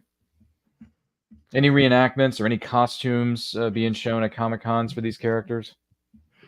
So I've definitely seen some cosplays for the characters, but not recreating the scenes exactly. But a few friends of mine, so Chicago had one of those exhibits where they project things on the walls. So it was an Egypt exhibit. Sure. Kind of like inside Van Gogh, but it was inside Egypt. So we put together a small mummy group, and then we also had other Egypt themed. But we got some pictures inside that, so that was fun. But we haven't recreated scenes from the movie yet. We need to do that. We also need to get bigger group because we only had 2 Evies. So it was me and then an Evie from the Mummy 2 and then 1 Rick. So we need to get a bigger group. Yeah. Like 100%. Well, if we can find someone who does the costume fittings and stuff like that, or what is it called? Like a seamstress, someone puts together costumes. I'm willing to go as Jonathan if you want. Yes. That would be amazing. You just need to come here. I do. I do. I really need to get out there. Probably I need to see some people in Chicago. Chicago is actually the birthplace of a good friend of mine. He was born and raised there. My good friend Jeff, who we just went with to Fan Expo in Philadelphia for Star Wars weekend on Revenge of the Fifth. Which, by the way, if you haven't seen our photos yet on our social media pages, please feel free to check those out. We had a lot of fun there, and we got some really good-looking selfies. Let me just put it. Hold on, you got to acknowledge the greatest chair throw in the history of cinema. Boom! Nice. What a glorious chair throw. That was a nice shot beautiful. there. Don't you Beautiful. think? You know, see again. Rick knows Benny's not a threat, but he's not disliking roughing him up a little bit here. But again, he's not like annihilating him. He just knows he can kind of toss him around a little bit with ease. You know, so he's just kind of, you know, doing. You know, he's not taking it too far, but he's letting him know that he could if he wanted to, because he knows he's going to give up the info like pretty easily.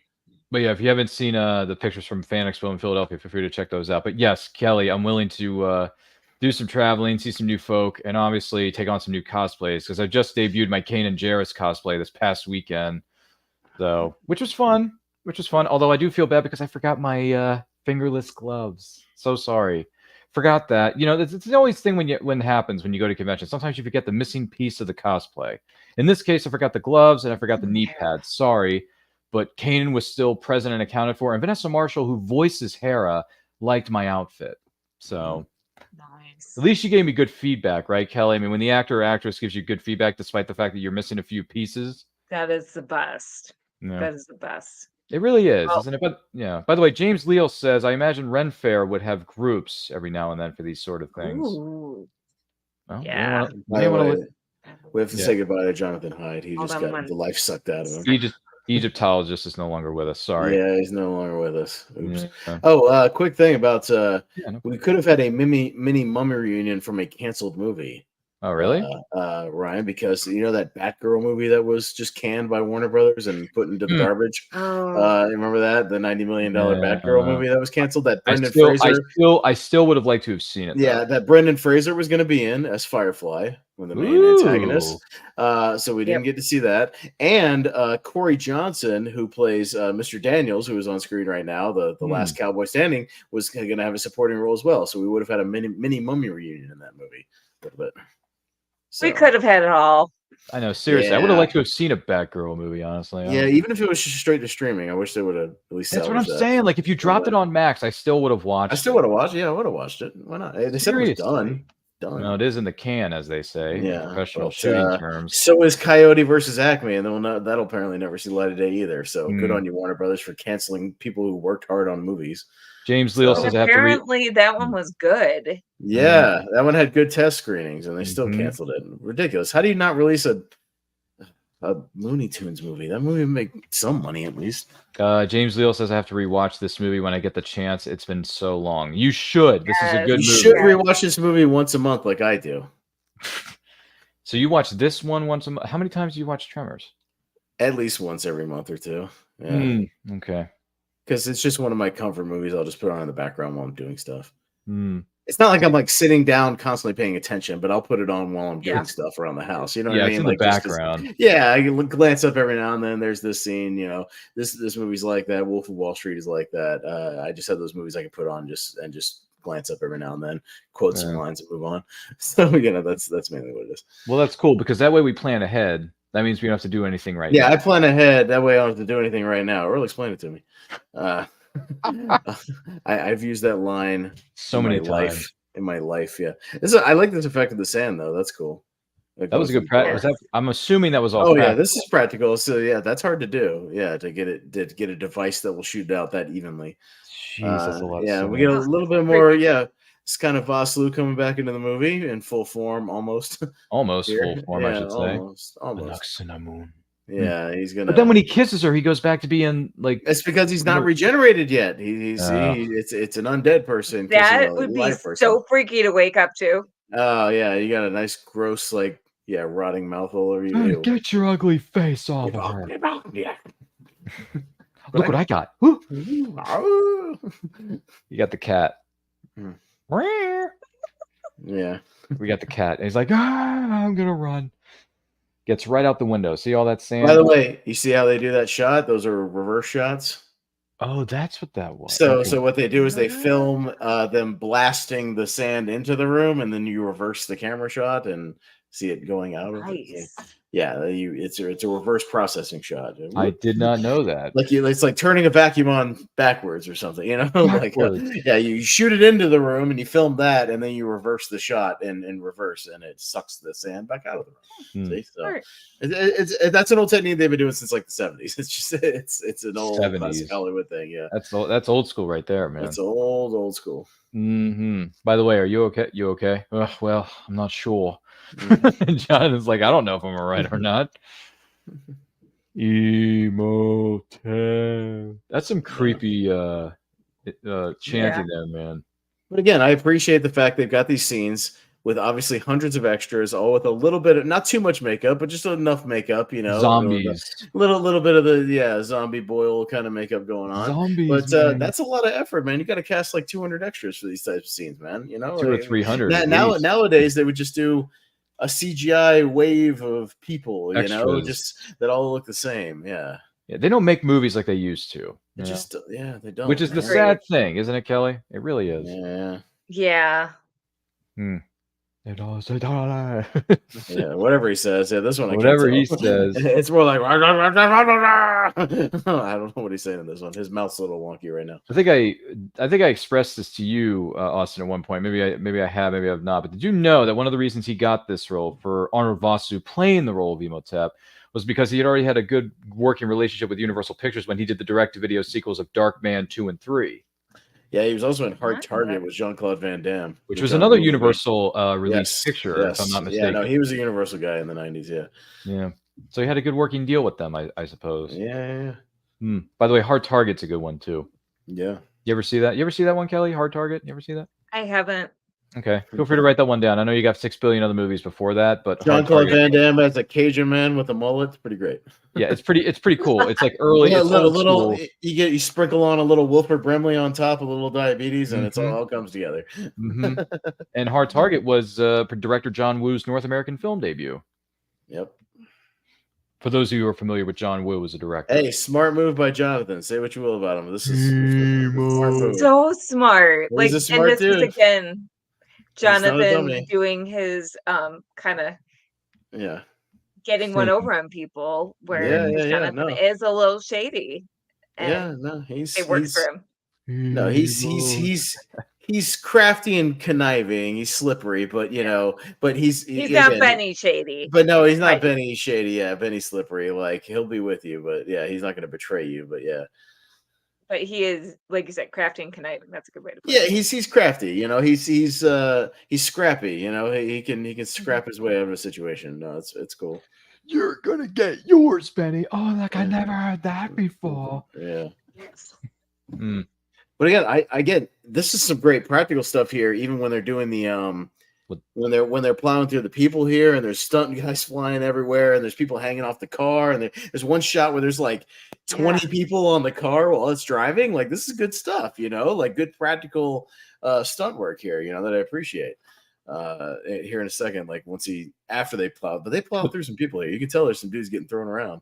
Puts his foot on the gas. I mean, boom, boom. Or he makes him put his foot on the gas. Excuse me. Yeah, man, look at everybody fly. Oh man, there goes another stunt guy. Boom, boom. Yeah. And look at all those people hanging off the car. There's like 20 people on the car. That's crazy. That's dangerous. That is a lot of people, actually. Yeah. The dude who gets flung into the hole, into the flag. Yeah. Here in a second. Oh man! Odette Fair just whacked that guy. She gets into it. She pokes the dude in the eyes. Good move. Good Three Stooges move. Three Stooges. Stooges way of fighting. It works.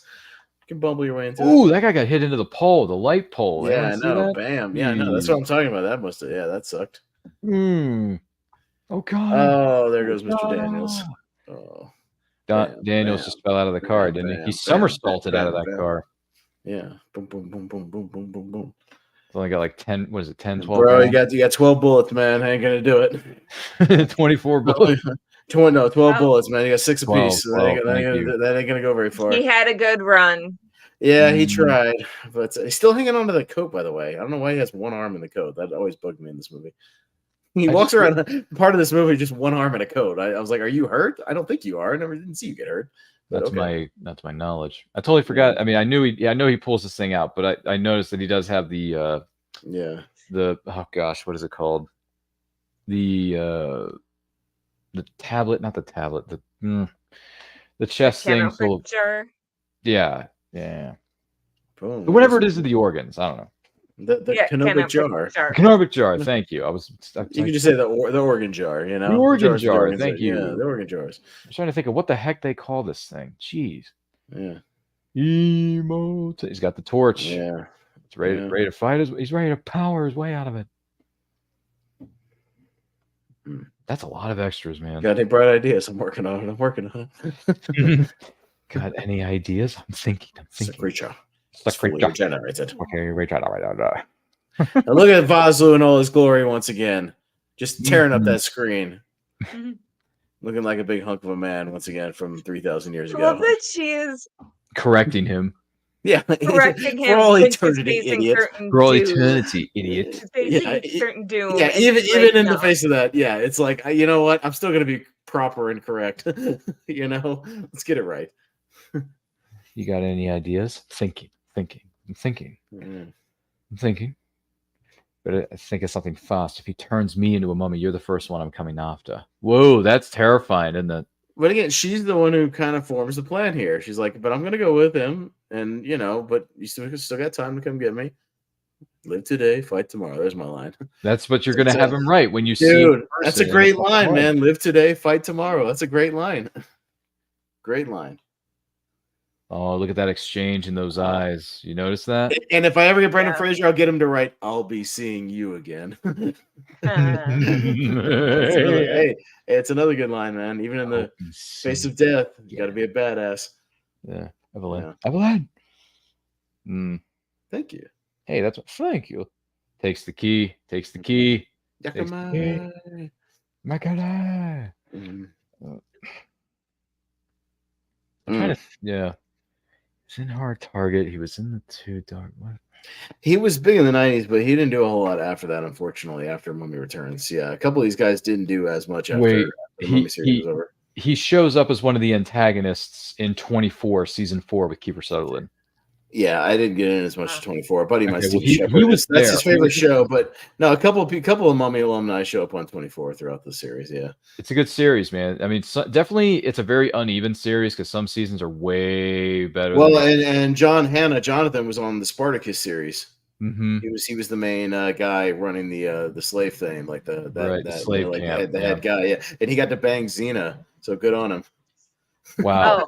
Talk about being blunt, man. Talk about being blunt on this show. What he does, like on that show. I'm not lying. He's yeah. Okay, Austin, I did see Spartacus season 1. Okay. Yes. I haven't seen all of it, but I'm just saying it's a very skinny show, if you know what I mean. A lot of things happen on that show that we will not discuss. Dude. Come on, how giddy Winston gets when he says, "You really think so?" Everyone else who bumped into him has died. What about you? Winston Havelock at your service. Rescue the damaged and distressed, kill the bad guy, save the world. Winston Havelock at your service. At your service. Oh man, he's so giddy. He's excited to potentially go on a mission and die. It's great. Fun fact. Him so much. He's great. He's great. Fun fact. I don't know if you knew this or not about Spartacus, but one of the Power Ranger actresses turns up in season 3. I don't know if anyone knew that, but it's been a while since I watched it again. I watched it when it first was coming out on DVD, and I caught it. But yeah, she's in season 3. So it's been a minute. You can worry about it later. But what you don't have to worry about is the greatness that is the Mummy 25th anniversary watch-along here on And I Quote channel, hosted by myself alongside Austin and Kelly, who is one half of Phoenix Sisters Cosplay. Do not forget to like and share this with everyone you know. Feel free to watch the movie along with us, whether it's on physical media or a streaming service. Please feel free to queue it up. Share your memories about this movie or anything Mummy related in the comments below. If you're watching this live on the replay, we thank you so much for being here. Austin, where are we at in the movie? We are at 1 hour, almost 1 hour and 32 minutes. We're coming up on Evie and Benny just got spit out of the sand tornado, and we're at Hamunaptra. We're back. By the way, quick note about Bernard Fox, about Winston. The fun trivia fact about him is he was in 2 adaptations of Titanic. He was in the 58 Wow. Night to Remember because he's been working. He was born in 27. He was in his 30s when he does A Night to Remember, and he was also a colonel in the 1997 Titanic. He was in 2 Titanic movies. So That's cool. I did not know that. Yes, and he's also the head kind of mouse guy in the Rescuers movie and the Rescuers Down Under. Bianca, Miss Bianca, and he's the head kind of mouse guy that sends him on the missions in those movies. So my gosh, that was him. That was him. I love Rescuers, man. The Rescuers and Rescuers Down Under. Yeah, he's been working forever. He passed away in 2016, but he's been working since the 50s. So I had no idea. So he wasn't Bernard. He was like the head of. No, he was the other like mouse who sends them on the missions. Like the one who's the head of the the Rescue Aid Society. Yes, the head of the agency that sends them on the missions. The Rescue Aid Society. Hey guys, we're putting our finest mice on it, Miss Bianca. That guy. We must find Bernard and Miss Bianca at once. Yeah, that's him. That's him, Kelly. That's him. Yes. By the way, quick music note, for the scene. I love when he first pulls the Jerry Goldsmith has that great like dun dun dun dun dun like it's some good dun dun music. Dun dun dun. I love it. By the way, what do you think, Brendan? Are you gonna shoot the sand? Come on, what are you doing, Rick? I know, right? What is I gonna do? We're gonna shoot the sand here, folks. Yeah. Stop it! You'll kill him. That's the idea. That's the idea. You know what they say, right? Desperate times, desperate measures. Isn't that right? But Winston is still smiling and having a great time. Here I come, laddies. Yeah, here I come, laddies. He's excited, man. He's down. And Evie distracting him. Yeah. You notice that? At least he's not rotted mouth Arnold Vosloo at this point, so it's not as gross. Yeah. Jeez, man. You're kissing Vosloo. That's better. Yeah, but he probably has really bad breath. Well, then he just got regenerated, so who knows what he smells like too? Like he probably could use like a hot bath. Like now that there's a lot of sand being involved in these scenes. Yeah. You know what? I don't know. Does he smell like sand? Maybe the Cowboys. Like I don't know. What does he smell like? Yeah, who knows? That's a great question. Well, and he might have bad breath. He did eat that scarab that crawled into his cheek. Yeah. So who knows what that smells like? Remember the one that crawls into it and jumps in? He definitely took one for the team there. Yeah. She did. Yeah, that's fair. But the bad news is with all these scenery and the sands being around, I don't like sand. It's coarse. It's rough. It's irritating, and it gets everywhere. Yeah. Anybody notice that? Sorry, I had to do it because we just came off of that weekend. So this is a much better movie with sand. This is a much better movie with sand than episode 2 was. Yeah. Which sorry for all you prequelists out there. Winston died with a smile on his face, so doing what he wanted to do. He goes down like a champ. Quicksand on a mission. Quicksand. Helping to save the world. Saving the world like a champ, save like a a true beautiful hero. woman. Like a true hero. So doing his duty. We salute you, Winston. Sorry, he perished in quicksand. That's right. Yeah, it's like a ceremonial burial, It's not bad. He goes down in the sand where he wanted to be in battle. It's fine. In his plane. So you know what? It's probably what he would have wanted. That's what he wanted in the first place. He wanted to go down in his plane. It is. Oh, he saluted him there. He buried with it. So, way to go. And good move by Ardeth there, snagging that machine gun though. That's a good move. Yeah, it's like one of the few weapons we got left. Yeah, that's a smart move. Yeah, that was smart. I'll give you that. Oh, look, we're back. Look at this ceremonial chamber. Yeah, again, hey man, we made these sets and we paid for these sets. God damn it, we're gonna use them. So we're gonna use them as many times. We're gonna go. We went to Cairo only to come right back to Hamunaptra because we got to use the hell out of these sets and get some more bang for our buck here. Oh, you look so worried there. They do. Yes. Always. Now here's the thing. Man, if he hadn't gotten greedy, if he had just run off with that first load, he would have lived. It's because he came back for more. No, because he was out. He was out. That's true. He was out of danger. So, but he came back for more. You see. Yeah. So I guess he adopted the whole Gordon Gekko phase. Greed, for lack of a better word, is good. No, greed is not good because as they say in treasure hunter movies, Jonathan, greed is the root of all evil, ladies and gentlemen. Oh, Jonathan, don't be. Oh man, what are you doing, Jonathan? That's how the first guy died. Yeah, but it's blue gold, Kelly. What do you expect him to do? It's blue gold. Yeah, It's very tempting. Ooh, the scarab's coming out of it. Ah, I remember first time legit going, "Oh man, is Jonathan gonna bite it here?" gonna bite it here? Yeah. Yeah. my arm, my arm, my Hey, arm. quick thinking on this Rick's part seems though. so Oh, the gross. butterfly knife. Do something, do something, Gross. do something. Gross. Ooh. That is some nasty stuff pulling that thing out of his arm, though. Did they Yeah. show a scene of them bandaging Jonathan up? Because he just cut Jonathan open. No, he's wearing bandages though. If you notice, he does have bandages on. Yeah, but on his wrist, though, not at the upper part of the arm. Well, not. Well, I think he has. It's covered up by the shirt, but his hand where it crawled into, he's Oh, bandaged okay. up. If you look, he's got a black. Yeah, bandage. he does. So But they must have had to bandage. they him up had there, to that. too, Yeah, at least 'cause- that part, but it's covered up with the shirt, so we don't see it. So, but they Mhm. probably got something on there. Okay. But if you'll notice, his main hand where it crawled through, though, he is bandaged up. So they didn't miss that detail, at least. Yeah.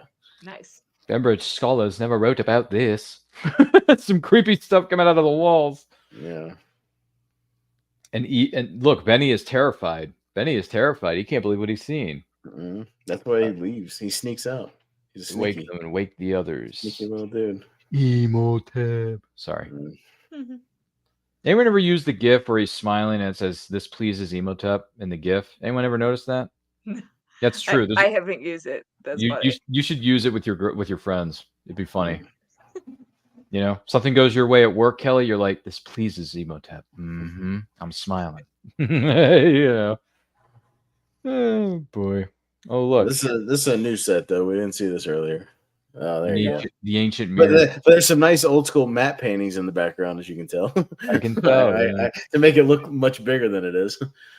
It's still a nice looking set, though. No, the actual they put some detail into this. But look at Jonathan's hand. See, they did bandage him up where it entered right there. I see it. Okay. Yeah, there's bandages. You can see his left hand right there. He's bandaged up. So He's yeah, all just picked up. the shoulder you can't see. It's covered up with the shirt, so we can't. Really, Which Yeah, that big makes difference. I mean, if you look close, like it might peek out every now and then. Yeah. He's bandaged up. Can you see? Can you believe? Can we just? No. No.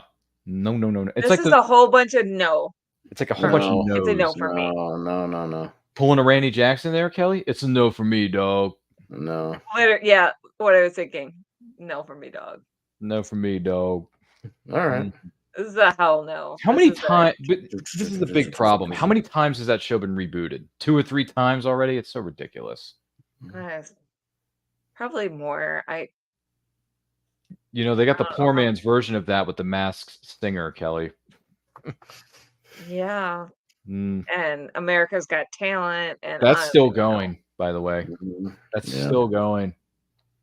They're all still going, aren't they? I mean, Survivor has been going on for like 35 seasons. American Idol is as old as this movie. It started in like 98, 99. And the first winner was right. Kelly Clarkson. Oh. Yeah. Yep. Who has a daytime talk show that every time I go to the gym after my job every day around 4 o'clock is on one of the TVs. I've seen more of the Kelly Clarkson show that I care to watch. Well, let me ask you this. Would you rather watch the Kelly Clarkson show or the Drew Barrymore show? Well, I'm not watching any of them. I'm watching my own movies on my phone, but I'm on the elliptical. I'm just saying they have the wall of TVs, hanging up, that you can tune into, and one of them has the Kelly Clarkson show. Although I will say there've been a lot of fun facts revealed about the making of the original Scream movie that Drew Barrymore and some friends of hers revealed on our show recently, which I thought was really cool. Oh, nice. Yeah. Oh, here's the camel. Yeah, not one but it having doesn't anything to do with Benny. Camels are not acting. No, they're not acting. He's just like, no, generally F this guy. I don't want anything to do with him. And then let me see. There was a mini Batman Forever reunion. But again, Barrymore here's show. a nice detail. Again, the first time the priests come out, and he raised them, they're CGI, but now you got all these guys around the circle, and it's all dudes. Just like or it could be women too. I mean, I don't know for sure. I'm just saying people. Costume people, in some practical stuff. So I appreciate that. Again, it gives it a little more weight than when he's fighting the CGI ones in a minute that we at least saw some real people in some costumes. Right. And some good ones, and some good ones too. It gives it that weight. When you have all CGI all the time, there's not the weight to it. It's the little touches. Exactly. Same thing when they just shot all them in the treasure room, like those are all practical too, with some squibs on them and everything. So that gives it the weight. Here in the this scene too, when he's fighting some real dudes. Oh, see, he puts it on the first camel. Yep. Yeah, if you had left now, Benny, Yeah, you If he would have left right now, he would have been fine. Yeah, he would have been totally walked out of fine. there. He would have walked and he would have lived. Yep. but he goes back Correct me and if forth. I'm wrong, but is this the camel that our heroes escape in, where they find that they end up with the treasure at the end? Yep. There you go. And they become millionaires. Mm-hmm. They get that big mansion in Mummy 2. Remember that? It was a nice house with lots of books. Everything that a nerdy person's heart would desire, with books. Save the girl, kill the creature. Save the girl, kill the creature. I'm almost considering that one too for the 8x10 because that's pretty good too. Save the girl, kill the creature. You know, Austin's gonna have a hard time when he walks in. I might have to get two different 8x10s and get him to say two different things on both of them. I'm surprised you didn't go on social media or go on or not Amazon, but eBay and get an original theatrical poster for him to sign. No, I'd rather get like a cool art poster or something in the actual vendor room or something. You know, I'm sure somebody's got something. Well, it's Fanboy Expo in Knoxville. They're gonna have tons of vendors. That's what I mean. Like, I'll find something. Yeah, because some cool mummy fan art, you know, kind of a fan print or something. You know, those are fun. I was at a small con a couple weeks ago. I didn't expect to find this, but I found some really good Seinfeld fan art. Oh yeah, I've got all kinds of good stuff. I got great Power Ranger stuff around the house. I got good. This gentleman made a bunch of Seinfeld character posters, and he had one where it's the guy in the Chinese restaurant saying "Caught right, caught right." I've got a guy who makes who made out of movies. He made comic book covers out of movies. So I've got a series of 3 of them. I'll send you a picture at some point, Ryan. There's one of RoboCop, and it looks like the cover of an 80s comic with RoboCop, and there's the one for The Fly, and there's one for Chopping Mall, and it's all these like comic book covers of those movies, and it's great. So he had a whole book full of them. It was awesome. That's awesome. Yeah, that's a sweet sword, by the way. Look at that gold sword though that he's got. Great little sword. I found it, Evie. I found it. The Book of Jonathan is so proud of himself. He's like, "Oh, I found it, Evie. Just walked in. Oh shit! I probably shouldn't have yelled that so loud. Okay, maybe. Oh, this is Brendan's favorite weapon right here. No, and this is Sommers said this is his tribute to stuff like the old Jason and the Argonauts or Seven Voyages Sinbad movies. You know, when they'd be fighting like the stop motion skeletons. This is his tribute to those type of scenes because it's very much Brendan Fraser doing like choreography, you know, slicing up, you know, CGI mummies, but it's fun. It's a really cool looking sword, though. Yeah, that's a good looking sword. I like that sword. I'm sure there are prop makers out there or artists that have recreated this sword at conventions, probably. And if not, then they should. So all of us can add one to our collection. I'm sure Kelly and her friends would love to add one to their set. Boom! There you go. Bouncing his head, and then he's just like, mummies. Yeah, he's good. O'Connell's been very, very good to this. And by the way, what they did for that is an amputee actor. No kidding. Oh, yeah, they do that. They do that in movies sometimes. They'll get these actors who are naturally amputees or were born that way. And they'll do bits like this. Yeah. Look at the CGI hand though going after the sword. Yeah. Where's the sword? Where's it? Get the sword. What are you waiting for? Get your sword. He's just lucky that mummy fell backwards instead of forwards. Yeah, right. Oh, that thing would have crushed it. Oh, dang, that thing would have crushed him. He's one. Rashimura. He's so proud of himself. Oh shit. He's like, oh, I did the wrong thing. Yeah. Jeez. By the way, these guys are another nice mix of a little bit of CGI, but you know, there's some sequences where they're very practical here too. Though. Guys in suits or people in suits, I should say. Yeah, I like people in suits. Yeah, stunt people in suits. Individuals in suits, and then you got the what was the other poster I told you about, Austin? Oh, the other one was David Putty wearing his Jersey Devil jersey, and then on the top of the poster it says, "Where the Devils." No. It says, "Yeah, that's right," because it's David Putty. That's his Puttyism. Yeah, that's right. Oh, this keeps on getting better and better. Finish the inscription, you fool. Then you can control them. Oh, right. Yeah. They may get chopped in half here if they're not careful. It's definitely a stunt lady playing little dead Anaxinamoon here. Anaxinamoon. half resurrected Anaxinamoon. Yeah. Not fully regenerated yet. He does his roar, they do their roar, and he's like, No. It's like, nope. There's a very Han Solo moment here, Ryan, when he runs around the corner and then he hears the roar and he comes back running the other way. It's very like Han New Solo Hope from Star Wars. Yeah, just like New Hope. Yeah. And turn around the other way. Yeah. By the way, that's one of my favorite scenes in Star Wars is that Han Solo scene. Yeah. I love that scene. Which, by the way, you think The Mummy's endlessly rewatchable? New Hope is endlessly rewatchable. Yeah, right here. That's a very Star Wars moment. Oh, and time to run from that. He's going all over the place, isn't he? Yeah. Oh, the skittering along the wall. Oh yeah, no, I hate when mummies skirt along the walls. That's no just good. Creepy though, man. Yeah. It's like, where is everybody? Doom. Oh, they come right back around, don't they? See, but we're at the CGI here, but then there's a brief sequence. He goes across the little bridge, and it's back to being practical right here. These are back to, or that one's CGI, but then because he knocks the head off here, but then in a second it goes back to being practical because he sets one on fire, and then he goes toe to toe with another guy. It's a bird. It's right a here. bird. This is a real dude. Then he sets him on fire here. There's a stunt guy fire right there. Kicks him off. There's another real guy right there. So it's a nice blend, though. Good blend. By the way, a gentleman by the name of Robert Smith is here, and he says, Regal had a showing of The Mummy just last week. I loved it, and the theater was absolutely packed. Yeah, mine was about half full both times I saw it, but still, hey, not bad. You know what they say, right? Nostalgia hits hard. So, but why not release old movies? It's what I like to call found money for the studios. You release these old movies, and you're just making more money on stuff you already own. Well, I believe it's true that Star Wars Episode 1: The Phantom Menace was the second place holder at the box office. Yeah, it made $8 or $9 million that weekend, so not bad. Yeah, it's found money. Nostalgia, and as far as the prequels go for this one, anyway, it hits hard, ladies and gentlemen. Yeah. Unfortunately, I didn't get a chance to see Episode 1 in theaters, so I missed out on a lot of stuff.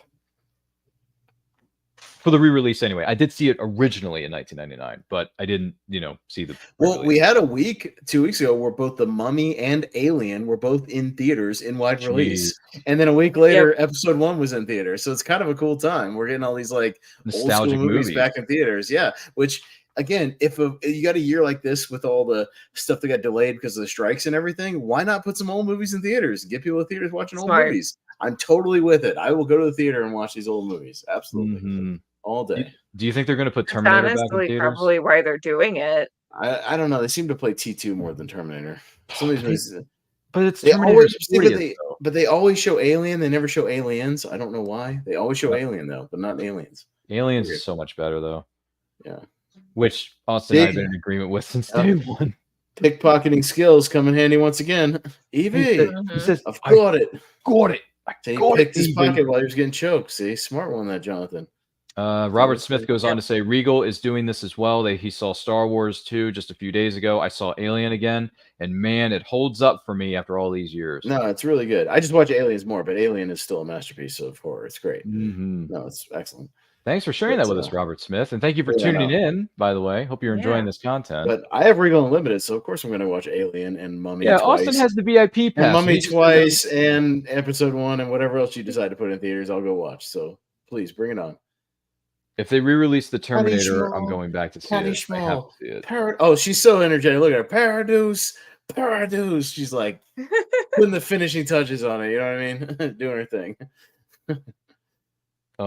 Those horsemen in that carriage, I believe, just came by. What was that all about? They're taking his mortality. They're ushering him. Yeah. Ushering him into the afterlife. Oh, is that what they're doing? They're taking his superpowers, is what they're doing. Taking it away. He's got the sword back. O'Connell's got a sword back. I thought you said it was going to kill him. No, but this happens he's right through the belly, the gut, I should say. He's mortal. You got to keep that PG-13 rating though, so cover it up, Arnold, with your two hands. can't be having a fountain of blood coming out of there. But here's the thing. They could have shown it. I would have been fine with it. A little bit, but you can't do too much in a PG-13 movie. You can get probably if you did one now, you can get away with a little bit more blood in a PG-13. Yeah. But there really is. I don't know. I guess you could make the excuse that he was, this mummy creature, so maybe there isn't much blood going on. But I don't know. There's definitely guidelines. They have guidelines. There's only so much, or it has to be a different color. If you make it like black blood, you can get away with it, or green blood. Yeah. That's an old trick in movies with like sci-fi movies. You just make it like a different color blood, and then you can do as much as you want. For whatever dumb reason, you can do as much green blood as you want, but no red blood. Death is only the beginning. Evie puts the exclamation point on that one, doesn't she? Yeah. Puts a period at the end of that one. Oh, look, he puts it on a. He just happened to put it on the self-destruct mechanism for the entire Hamunaptra. What is it that our character says back in '85? I'm setting booty traps. You mean booby traps? That's what I said. Said setting booby traps.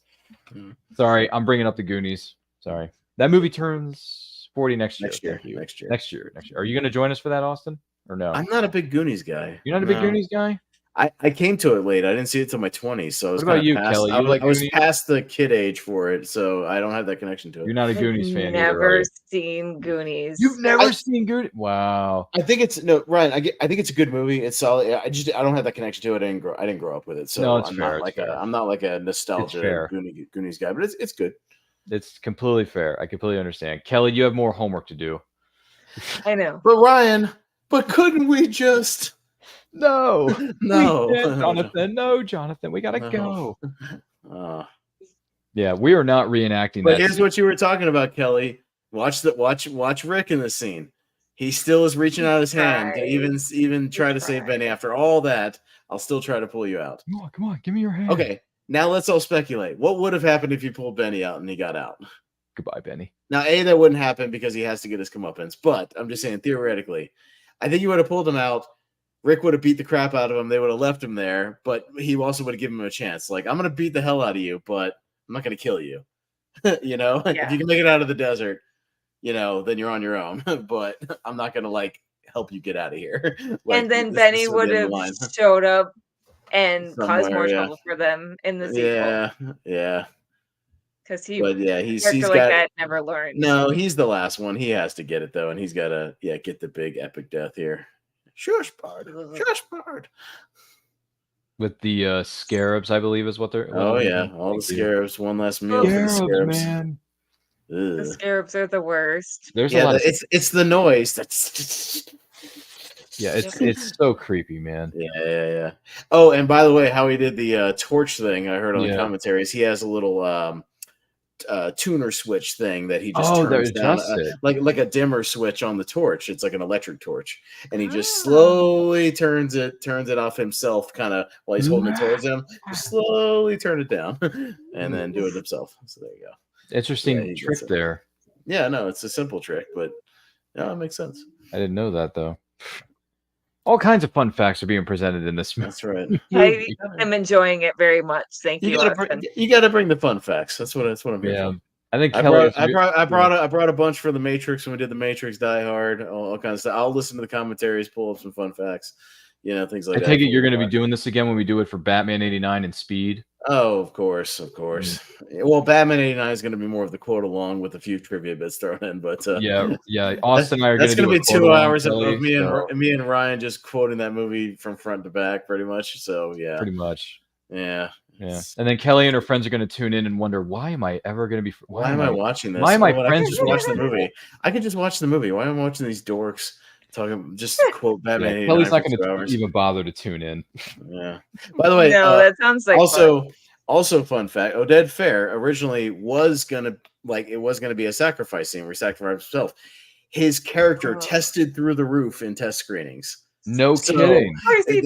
Of course he did, especially with the ladies. Of course, they said no, you cannot kill that man. He is too gorgeous, and and they just liked his character, so they found a way to do a reshoot. They brought him back. They did the quick bit with him right there so that he survived, and they put him back. That's so funny. So yeah, no, he tested through the roof. They were like, "No, I like that man. How dare you let him die?" No, absolutely not. He is great. He's just leaving us here. I guess we leave everybody handed again. I wouldn't say that. Oh, please. Yeah. This is a nice gradual kiss, though. They earned it. They waited to the very end. They earned it. Yeah. Doesn't even want to be on a camel. She's going to be on the camel with Rick. And look what they got in their satchel. Look at that. They got a nice surprise. Very nice surprise, don't you think? Yeah. That's a lot of gold there, man. Dun, dun, dun, dun, dun, dun, dun, dun, dun, dun, dun. That's a nice sunset right there. There you have the greatest action adventure movie ever made. Period. Goodness The Mummy gracious. from '99. That's a bold statement from you, sir. But Hey, I will. I love the Indiana Jones movies. I love them to pieces. Grew up with them. But if I had to Last rank them, Crusade, man. Last Crusade, Mummy's higher than all the Indiana Jones movies, man. including Last Crusade. Listen, Man. all three of those movies, the OG Indiana Jones, are all in my top 100. I love them, but Mummy's ranked higher, so that makes it the greatest adventure movie ever made because it's ranked higher. Boy, So yeah, I've seen it. I mean, I've seen Last Crusade a lot, but I've seen this movie a lot. So a lot. It's even more. Yeah, in the words of Jimmy Boy of Jim Carrey, we like it a lot. Yes. But ladies and gentlemen, I do want to take this opportunity to say we have reached the end credits sequence of what is known as 1999's The Mummy, starring Brendan Fraser, Rachel Weisz, among many other fine character actors and actresses in this piece. I hope you've enjoyed the ride. I hope it's been fun for you. And I'm going to turn things over to our panelists because I got to hear the answers to these very important questions. Austin, final thoughts on The Mummy of 1999. And on a scale of 1 to 10, what are you going to give it? Dude, how can you give it anything other than a 10 when I literally have a shirt that says The Mummy is perfect? It's a perfect 10, okay? Listen, this movie it's a perfect film. And again, what we talk about when we talk about perfect films, every movie can have little nitpicks, little things, that maybe you could pluck out for even the tightest movies, but it's a perfect movie for what it's going for. And it's going for an old school, fun adventure action movie. It has a little bit of everything, which is why this movie is so enduring. It has the action, it has the adventure, it has the romance, it has the comedy, it has a little bit of horror. It's got everything you could want in a just all around entertaining film. This movie is fun in a bottle. It's fun in a sarcophagus, whatever you want to call it. It's fun in whatever container you want to put it in. But there's a reason this movie has endured. I was so pleasantly surprised when I heard theaters were going to put this back like for a 25th anniversary. That blew me. I was like, that to me solidified that this movie over the last 25 years has gained that audience. It does have that following. It still does. I felt like I was kind of, I don't know. I feel like in my community, where I pal around to YouTube, like I've been the one just being like the mummy, and it comes out in theaters. I'm like, I'm not the only one. See, I swear, people love this movie as much as I do. It endures. Again, we talked about the characters. The characters are the key to this movie. It's everybody plays their role so well, even the little side characters, the little side subplots. It all works so beautifully. The direction is good. This is still Stephen Sommers' best movie. I really like Deep Rising. I think Mummy Returns is okay. It's pretty good, but like it has its issues. He never quite reached these heights again. But again, it was a perfect amalgamation of everything you can want. A little bit of practical effects, some CGI, but just old school entertaining filmmaking that just works. And I think it continues to endure. It's very rewatchable. It's a perfect film, man. Can't say much more than that. It's great. I love it. Wow, perfect film. Goodness gracious. It By the way, before I turn things over to our next panelist, I do want to let Robert speak on this. Robert Smith says the characters are so strong here. I knew a guy like Benny Gabor. He would be your best friend and then stab you in the back. Yeah. Wow. Sorry you went through that experience there, Robert. But hope you got a really good set of friends out there that support you no matter what happens. So keep that in mind and just try not to run into any more people that are known as Benny. Because then you leave him to rot? Unfortunately, no. These Americans are smart. Anyway, we can quote this movie all night long as if we haven't already.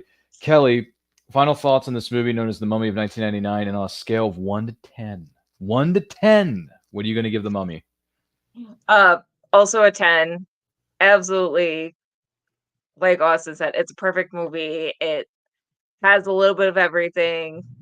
Austin, you kind of took my answer. I'm sorry. I apologize. I do this a lot. I do YouTube shows a lot, so I apologize. I'm sorry. No, Please. we're on the same wavelength. It's good. Yes. It really is just one of those movies that is rewatchable to no end, and it's just fun. Movies sometimes are less concerned with being fun nowadays, and they want to be a big spectacle, and they also have lost sight of giving us those quieter character moments, and everything has to be like this big dramatic arc. This movie has everything you could want in a movie. So 10 out of 10. And movies these days are a lot of noise, and a lot of Yeah. substance.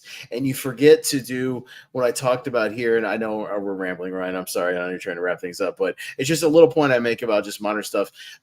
They will cast just people again to deliver lines in these movies, and what makes this great, as I point out throughout this thing, you have those character actors like Eric Avari, like Jonathan Hyde, like Amir, the stand-up comic playing the war, like these guys who can elevate these little roles, and again something memorable that you remember, and you go like, okay, not only is it that guy, one of those guys that I recognize, but those guys are amazing actors just in their own light, and they can take the littlest things and elevate it and make it memorable. And again, everybody knowing exactly what movie they're in and exactly what they're made to do, and just delivering on all cylinders. So that's something we're kind of lacking, is just that extra effort in those types of aspects of movies nowadays, where it's not just noise, it's not just filler to get to one scene to another. These people all serve a purpose, and it's all propelling it to kind of that perfect film status. So it just is what it is. Yeah, I'm sorry.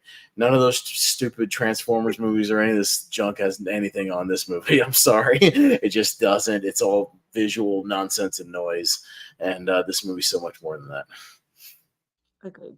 Should I just leave you two alone? I mean, I can leave if you want. No, I'm just kidding. I told you it was going to be a love fest when we were going to do the show, Ryan. I said it was going to be nothing but a 2-hour love fest for. I know, seriously. You guys are both of you are OCD about how much you love this movie, which not that there's anything wrong with that. I mean, we could do another watch along right now. I'll talk for another 2 hours about this movie and all the great things about it. Let's just start it over again. All right, hey, welcome to And I Quote, everybody. It's the 25th anniversary of The Mummy, Part 2. Yeah. We're gonna watch it again, and we're gonna point out some different things about what makes this. Yeah, we're gonna. All right, where's the marker? Marker. Take 2. All right, never mind. So let me cut right to the chase here for just a minute. So here's the thing. I agree that they don't make movies like this anymore. They should, but they don't. A lot of things these days, I agree with a lot of the statements that have been made by our panelists. A lot of it is CGI. It's just, hire 10 people and then we'll just CGI the rest of the other extras, right? We'll save money. We'll do this. We'll do that. Whatever. No. This is a really good period of filmmaking. The 90s were great for so many different reasons. The Mummy is just one of them, right? So I've realized over the years that I've sat back and rewatched this movie a couple of times. It's a lot of fun. It's adventurous. It's got all your favorite genres mashed into one movie. And Brendan Fraser, congratulations to him. He got the Oscar not too long ago, and he's had his Brendan Fraser-sance, as it were. So congratulations to him. I want to say congratulations to the entire cast and crew of this movie. You did a fantastic job. It's fun. It's enjoyable. So many quotable one-liners. And if you're a librarian, we salute you. Just don't read from books that are from the Book of the Dead. That's all I'm going to say. Try not to do it. If you do it, you're going to unleash the cliche that we've had for more than 3,000 years. So, and try not to wreck any libraries with the ladder thing. But I think the ladders have been corrected over the years. So with that being said, scale 1 to 10. Probably going to give it an 8, if not an 8.5. Choose your words wisely here, Ryan. No. I'm just saying. It's an 8.5. It's a solid movie. I really enjoy it. It's a lot of fun. If you've never seen it before, I strongly recommend that you sit down and watch this. If you want to be introduced to the Universal monsters that came in the 30s and the 40s, because there is the original Mummy movie with the late great Boris Karloff that was the predecessor for this. So if you want to go back and watch some of the past movies, such as the 30s and the 40s, there are some of the best old school Hollywood black and white movies that are out there, including The Wolf Man with Lon Chaney Jr. You got Family Opera with Claude Rains. Even Claude Rains shows up in The Wolf Man, for Pete's sake, right? Claude Rains is a master. And so is Brendan Fraser of his craft. So well done. But those are my thoughts. It's a fun action adventure movie. It's got a lot of vibes to it. If you want those kind of vibes, get on it. If you're a fan of Jerry Goldsmith and you like good scores to movies, this is another example of a good score. So have at it. That's my 2 cents on The Mummy of 1999. Once again, happy anniversary to everyone involved in 1999's The Mummy. And believe me, our celebration of 1999 and 1994 is just getting started. Because next weekend, we're going to be doing a 25th anniversary watch-along of Catherine Zeta-Jones and Sean Connery's Entrapment. Yeah, that's right. Entrapment, which I think is criminally underrated, brother. So, and I've never seen it. And which you should get on it. You should sit down and watch it this week. Do some research. Should. Maybe I'll download it and watch it on the plane when I'm heading to Yellowstone this week. Exactly. Watch it on the plane when you're heading over to Yellowstone to meet up with Kevin Costner and his posse. Do that. Do it. Because Yellowstone, I think, is still going on. So, Kelly, if you've never seen Entrapment, strongly recommend that you check that one out. It's a lot of fun. It's a good heist movie, and it's Catherine Zeta-Jones in her prime. I've So seen it. It's good. it is good. Oh, you have seen? Okay, well, at least two of us here have seen it. It's just our homeboy Austin 316's got work to do. But with that being said, thank you all for being here. This has been a lot of fun. Austin, if someone is watching or listening to this and want to find out more about you and your tastes in movies, including 1999's The Mummy, where can they find you? Yeah, no, it's right below my name down here. We have a channel called the Movie Hero Network, which I co-host most of the content over there. You can find us on YouTube at the Movie Hero Network. We also have a Facebook group we recently renamed to the Movie Hero Network. It used to be called the Schmodown Friends and Family Group. We have officially renamed it to the Movie Hero Network Facebook group, so you can check us out over there. We post content from other channels as well, so you can see us there. We have all kinds of shows on there, stuff multiple times a week, tournament fights, tier ranker fights, podcasts about movies, the Lonely Marks Wrestling Podcast. We have Seen and Heard movie trivia, which Ryan has been participated in. We got a tournament going on right now, so you can check that out. We got a show called Wheel of Movies. We got Recast. I co-host all that stuff, or host a lot of that stuff. We are so busy over the Movie Hero Network. We hope you can join us. So I'm in front of this computer multiple hours every week. Ryan has seen screenshots of my Google Calendar. It is full most weeks of stuff almost every night. But I always have fun doing these with you, Ryan. Thank you for having me. You've got a couple of my favorite movies of all time this year, so I'm happy to participate, and I appreciate you having me. Well, thank you for being here, kind sir. Wish you and the team over there at Movie Hero Network all the best. Definitely check them out. Social media links are located in the description below. Thank you, kind sir. Kelly, our good friend Kelly, also known as Evie. Evelyn, Evie. And she's a librarian on the side. Kelly, if someone wants to know more about you and your borderline obsession with all things The Mummy of 1999 and beyond, where can they follow you on social media to keep up to date with everything?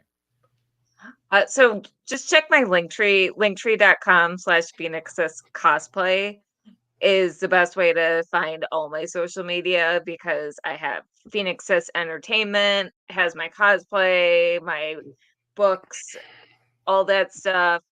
And then I also have Cosplay Cafe, which is my cosplay-based podcast.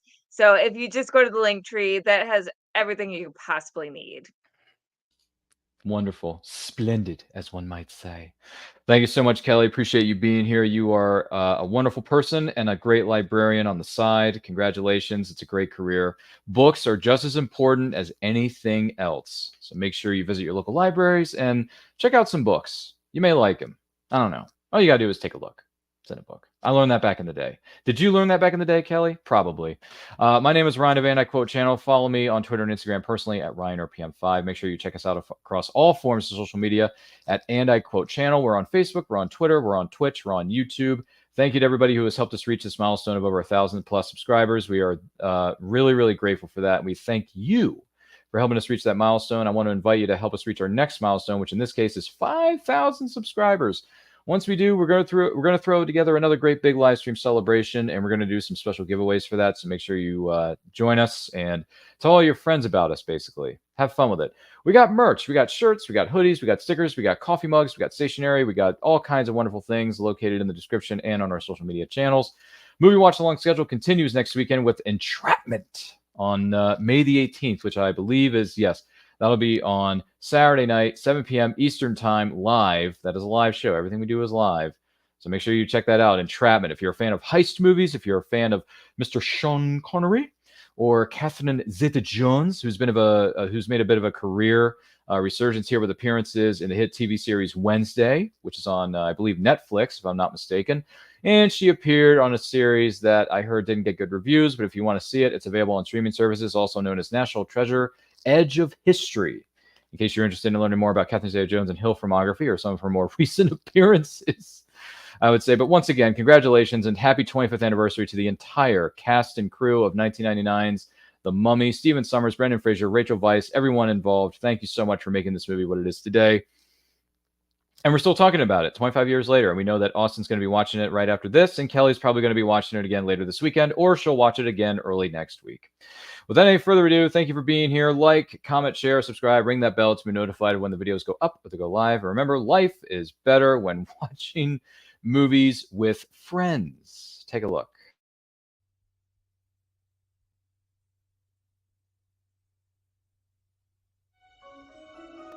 Where did you get this? On a dig down in Thebes. Jonathan, I think you found something. There is an ancient legend of a place known as the City of the Dead. We call it the doorway to hell. Where the earliest pharaohs were said to have hidden the wealth of Egypt. Are we going into battle? There's something out there. Something underneath that sand. They came to uncover its secrets. Mummies, my good son. This is where they made the mummies. They sought to unlock its treasure. And then there was light. Oh, boy. What they did Oh, my God. It does exist. I think this may be the Book of the Dead. was unleash a force unlike any the world has ever known. You must not read from the book! You have unleashed the creature that we have feared for more than 3,000 years. Whoa! He will regenerate and no longer be the undead. We are in serious trouble. Do you swim? If the occasion calls for it. Trust me! It calls for it! Universal Pictures invites you His powers are growing. Run! This just keeps getting better and better. to experience the adventure It appears he's already chosen his human sacrifice. that will live forever. If he turns me into a mummy, you're the first one I'm coming after.